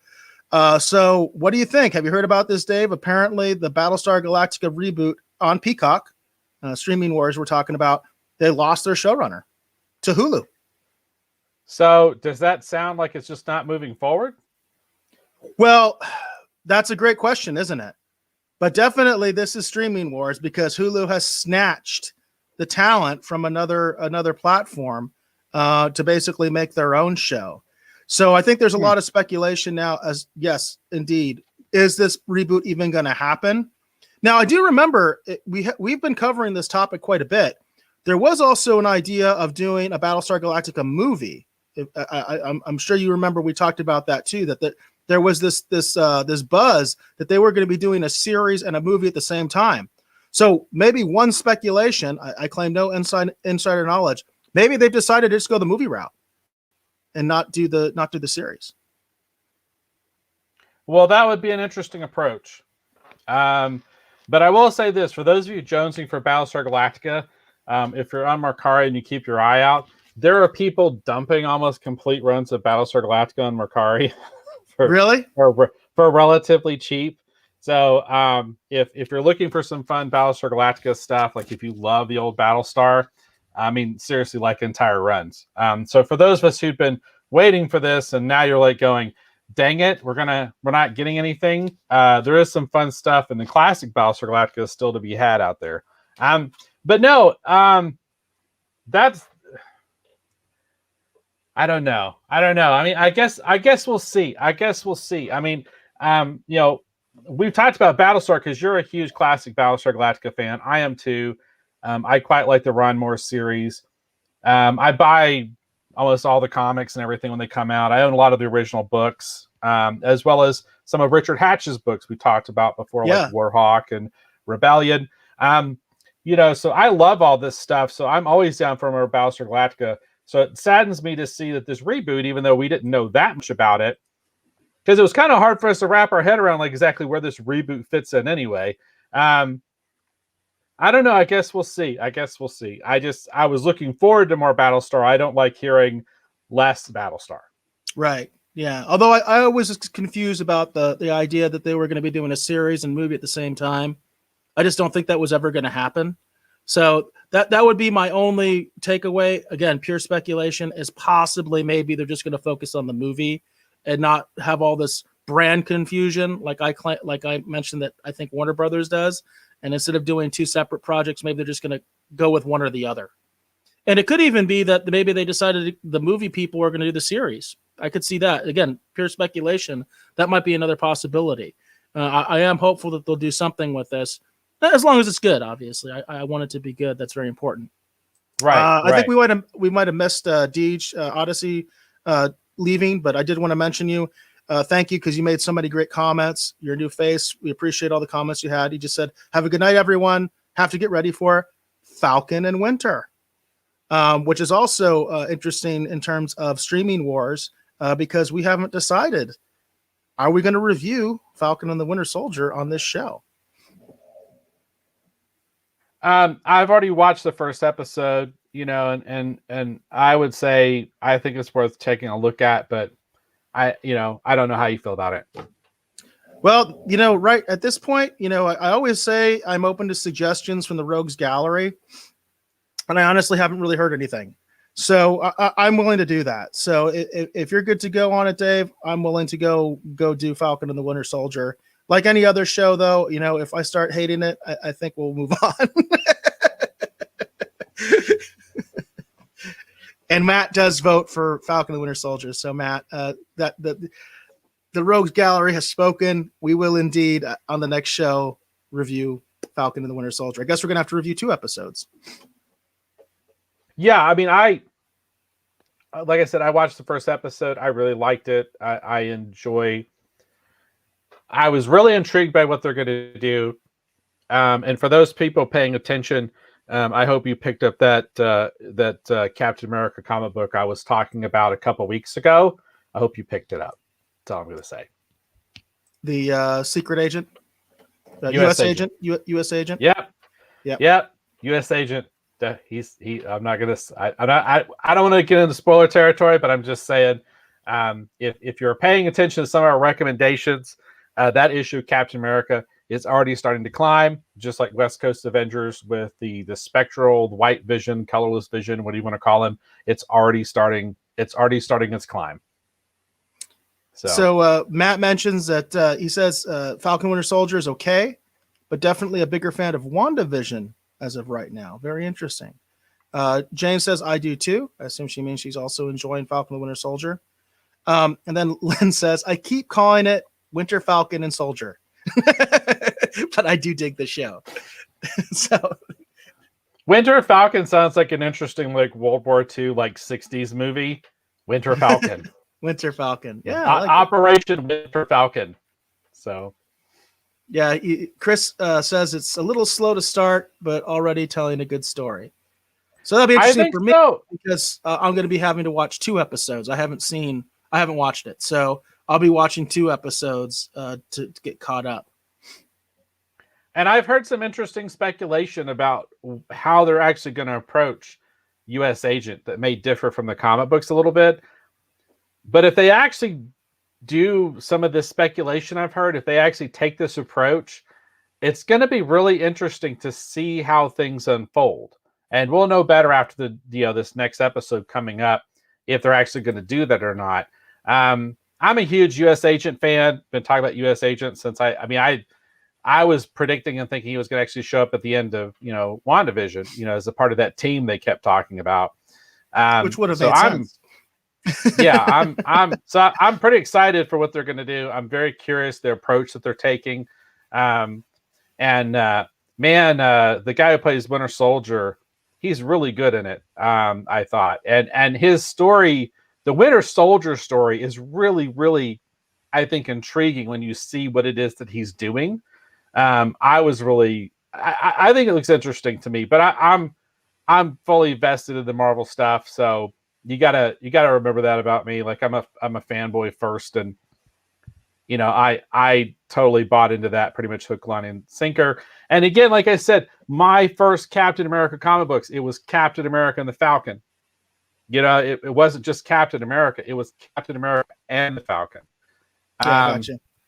And then when I went back and actually reread a lot of the other Captain America comics, it was because of stuff I was introduced to in the Marvel Saga comic series I've talked about before. And in Marvel Saga, they spent a lot of time with Cap and Bucky. So when I went back and revisited Captain America, I specifically was seeking out reprint issues that focused on Captain America and Bucky.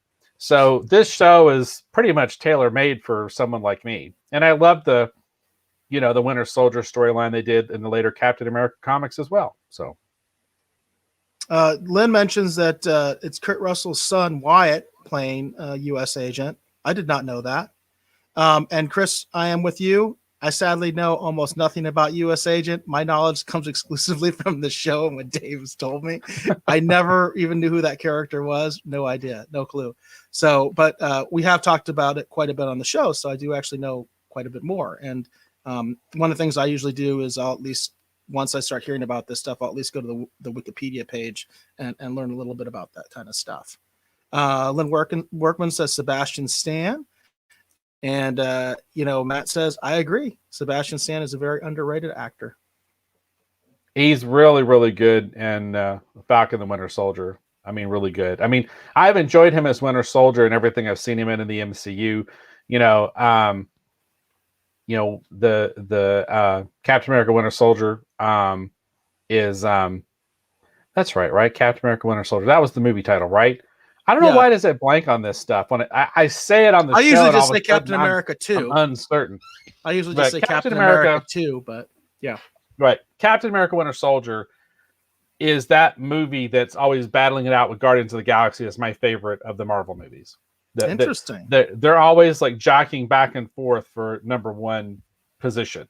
And it just depends upon kind of my mood. But I thought Sebastian Stan has been great even since that. I mean, he was great in the first Captain America movie as Bucky. Like he's been good in all this stuff.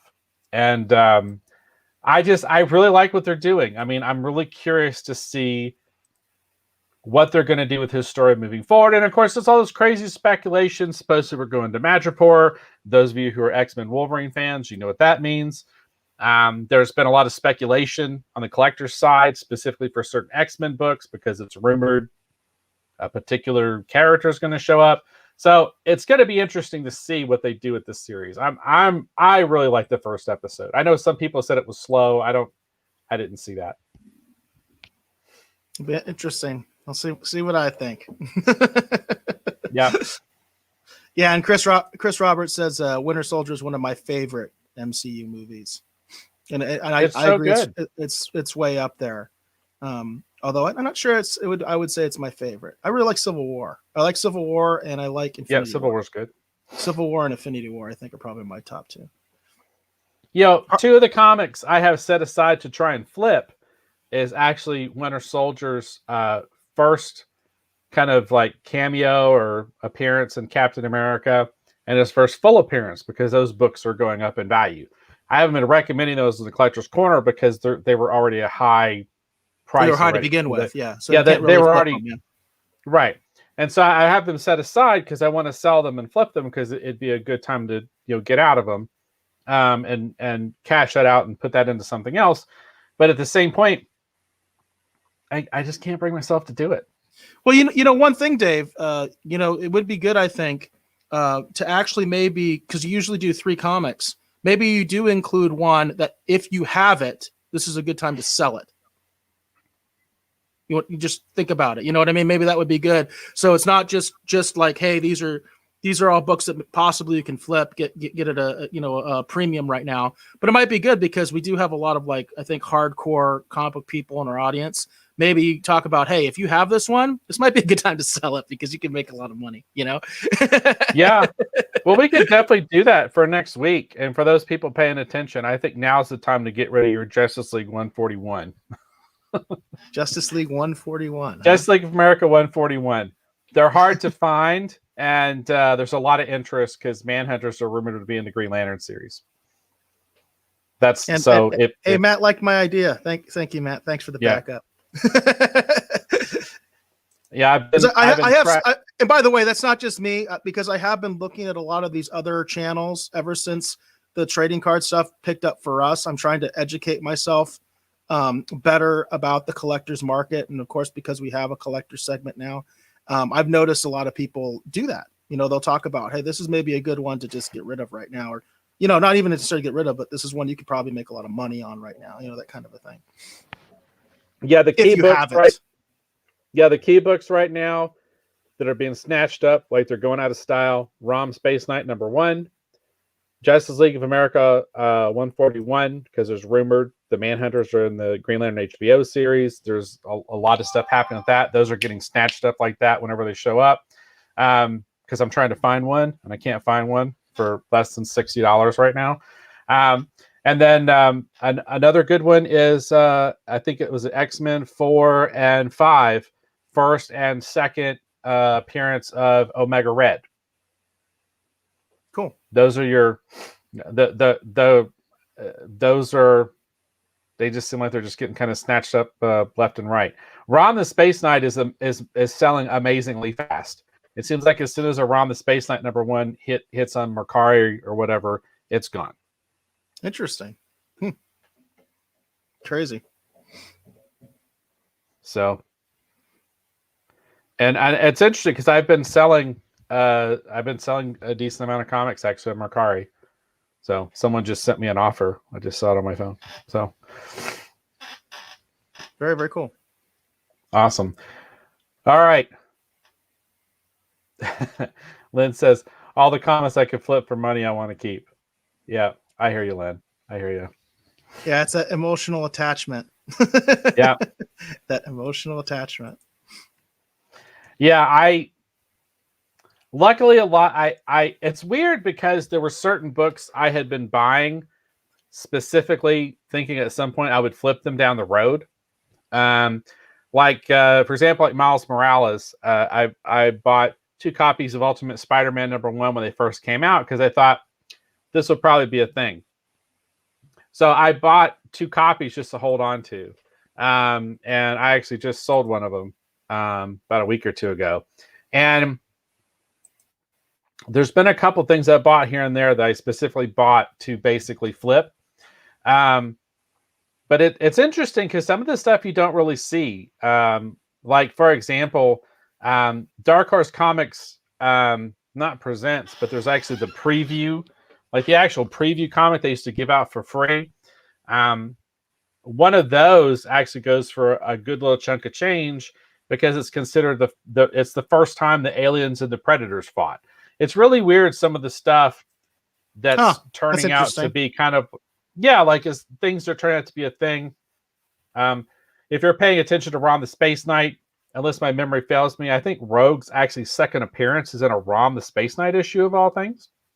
So it's interesting if you look into it, the stuff that you can kind of, and that's what I've been focusing on, the stuff that you can pick up relatively cheap that over time, you know what I mean, might, turn into a thing. Right. But books to sell right now is definitely an interesting angle I hadn't considered. Cool. It says they call him Flipper. I wish I was better at it, Lynn. I mean, I wish I was better at it, but it's my new fascination, I guess. That's interesting. So, Chris, Chris was saying he was commenting when Lynn was talking about wanting to keep everything, and he says, yeah, it's the same for him for Pops. So you're a Pop guy, huh? Well, I mentioned was it 2 episodes ago, if you're keeping an eye out, if you're like a classic animation fan, I don't know if they're still out there or not, but Funko is releasing the Thunder the Barbarian, a whole set of Pops for those characters. And then I've noticed too that Marvel Zombie Moon Knight has been like a thing. Like people have been snatching up the Marvel Zombies Moon Knight. I never was a big fan of the Marvel Zombies stuff. I remember when that was like a phenomenon. I remember when Marvel Zombies in general was just huge. Of course, everything zombie was huge at that time. I don't know what's happened since, but that was definitely that was a big bubble. That was a big fad for a while, right? Well, and it's like for me, I was really loving the 80th anniversary Marvel ones they were doing. Those are the ones that I really talked about here on the show. And then I have over here, I showed them on the show before, but I've got like, Hulk 181 style Wolverine. I've got, first appearance Spider-Man, Silver Surfer, Galactus. I have all of the classic X-Men, Beast, Angel, Marvel Girl, Cyclops, so I've been picking up a lot of those, but I really like the Marvel 80th anniversary ones. And I did a few more, and then it seems like they just stopped making the Marvel 80th anniversary ones. I did pick up quite a few of the Batman movie ones, and a lot of those were actually gifts. Did I even show up the Jack Nicholson Joker one on the show? I don't know if you did. I don't recall. Yeah, but I have been picking up the Batman movie ones. I still need to get the Harvey Two-Face from Forever, and I still need to get the Jim Carrey Riddler one still. Yeah, Chris Roberts mentions, he says he just picked up the Generation 1 Grimlock with a con sticker, with the Comic-Con sticker. Yeah, those are really cool. I saw those. And Lynn says, I was going to do that with all my toys, but ended up selling a lot to Eric Crims for cheap when Nikki and I moved in together. A lot of it I gave him. If you want this box of stuff, you have to take this off my hands too. A lot of stuff I've just been trying to find good homes for. I can relate to that, Lynn, because I just have way too much stuff in boxes. I talk about it all the time, and it kind of irritates me. I don't know what the point of that is anymore. If I can't display it, why do I have it? Well, Unless it's something I think is really going to possibly go up in value, like, you know, for my kids or something like that. It's like, why am I keeping it if it's just in a box? and that's kind of what motivated a lot of what I've been doing with selling stuff too, is because I needed to make room, and you know, I've got, you know, things I got to pay off with the equipment for Kirby tees and different things and whatever. And I made some stupid boneheaded moves too, and bought a few things maybe I shouldn't have bought, but you know, it's just I've been trying to do, and I've been doing a pretty crappy job of it, but my goal has been to just take better care of the things I want to keep. You know what I mean? And just do a better job of being into that, and not necessarily be into like own everything, you know, like that's been what I've been trying to do. And along those lines, I do have kind of some key issues for this and different things for that. And I've been taking those and then selling those, you know what I mean, in order to, you know, turn those into other things. I mean, you know, I showed that vintage binder, a vintage 3-ring binder that I have, you know, the Impel cards, you know, in, for example, like that was really cool. I was looking actually for the Hulk one, which was the same one I had as a kid. And I've only seen one of those. It was on eBay. This guy wanted $90 for it, and it was like beat to hell. And I was like, no. And then I found this one on Mercari, and it was like dirt cheap, and it was like just beautiful condition, like almost like new. I was like, this is exactly what I'm looking for these cards, you know, because it just fits it. You know what I mean? You put them in there, and it's like a glove. It's like, yes, this is what I needed. So Chris says, buying things you shouldn't. No idea what that means. You're talking crazy gibberish, Dave. Yeah, I used to be in that category. Not so much now, but I used to be in that category. Lynn says, I don't like seeing my collection. I end up buying duplicates because I forgot I had something already. So maybe you should be looking at your collection instead of buying duplicates that you don't need. Along those lines, there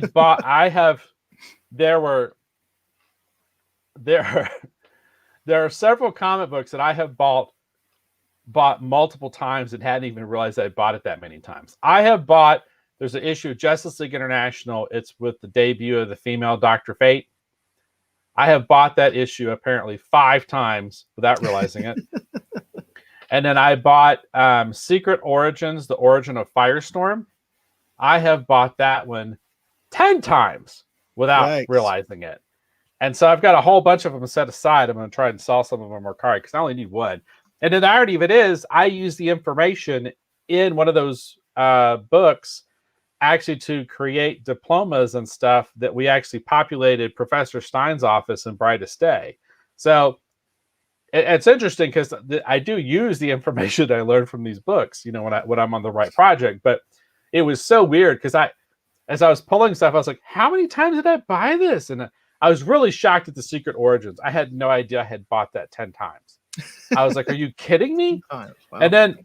And then the Justice League International book, I was shocked at too. I mean, it's an Adam Hughes cover. You know, it's female Dr. Fate, Adam Hughes. You all can connect the dots and see where that's going. So it's a nice looking cover, you know what I mean? But I still had no idea I had actually bought it that many times. Interesting.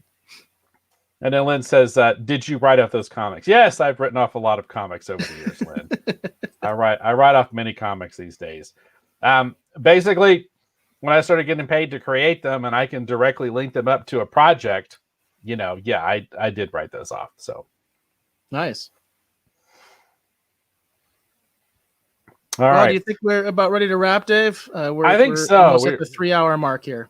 We're definitely longer than normal, but it seemed like people really wanted to talk about the Snyder Cut. Yeah, we got an excellent response. Yeah. And I think once again, PJ helped us out. That's for sure. I know he did. I know we got a lot of people because of PJ. So again, thank you to those of you who participated here on the show and participated in the Rogues Gallery. You have been entered into a contest. We're going to take all these names and throw them into a hat. We're going to draw them out, and then we'll be contacting you probably a couple of days. I am running behind on getting stuff in the mail, as always. Apologies, but There are some things probably lost, in the mail that's on its way to you, just haven't seen yet because it takes forever these days. But everyone else, I will be contacting you shortly. And if I have contacted you, haven't seen it yet, I'll be trying to put it in the mail at the end of this week. But for tonight's episode, someone is going to win these two cards, Dr. Octopus and also the Lizard. This is from the Impel Marvel series that everyone's all excited about. These are original Marvel Impel cards. Thank you for participating. You have been entered into a contest. Again, please live in the United States. Contest is only valid during the live portion of the show. Second thing here on the contest here as well. This is now a signed copy, everyone, a signed copy of Justice League of America #2, signed by me. That is my name right there. I did, in fact, actually work on this book. I signed this live on the air. You don't get a CGC certificate, but this episode will be posted on YouTube. So you can be like, see, look, he signed it. I saw him. It's right there. So someone will be basically giving this out as a prize for participating in the Rogues Gallery this evening as well. All right. Enough about that. Thank you for everyone watching this episode of the Retro Rogues Live. Again, my name is Dave Beatty. I have been one of your hosts. You can learn more about me, although primarily, hopefully, take a look at all the fun things that we have to offer over at KirbyTees.com.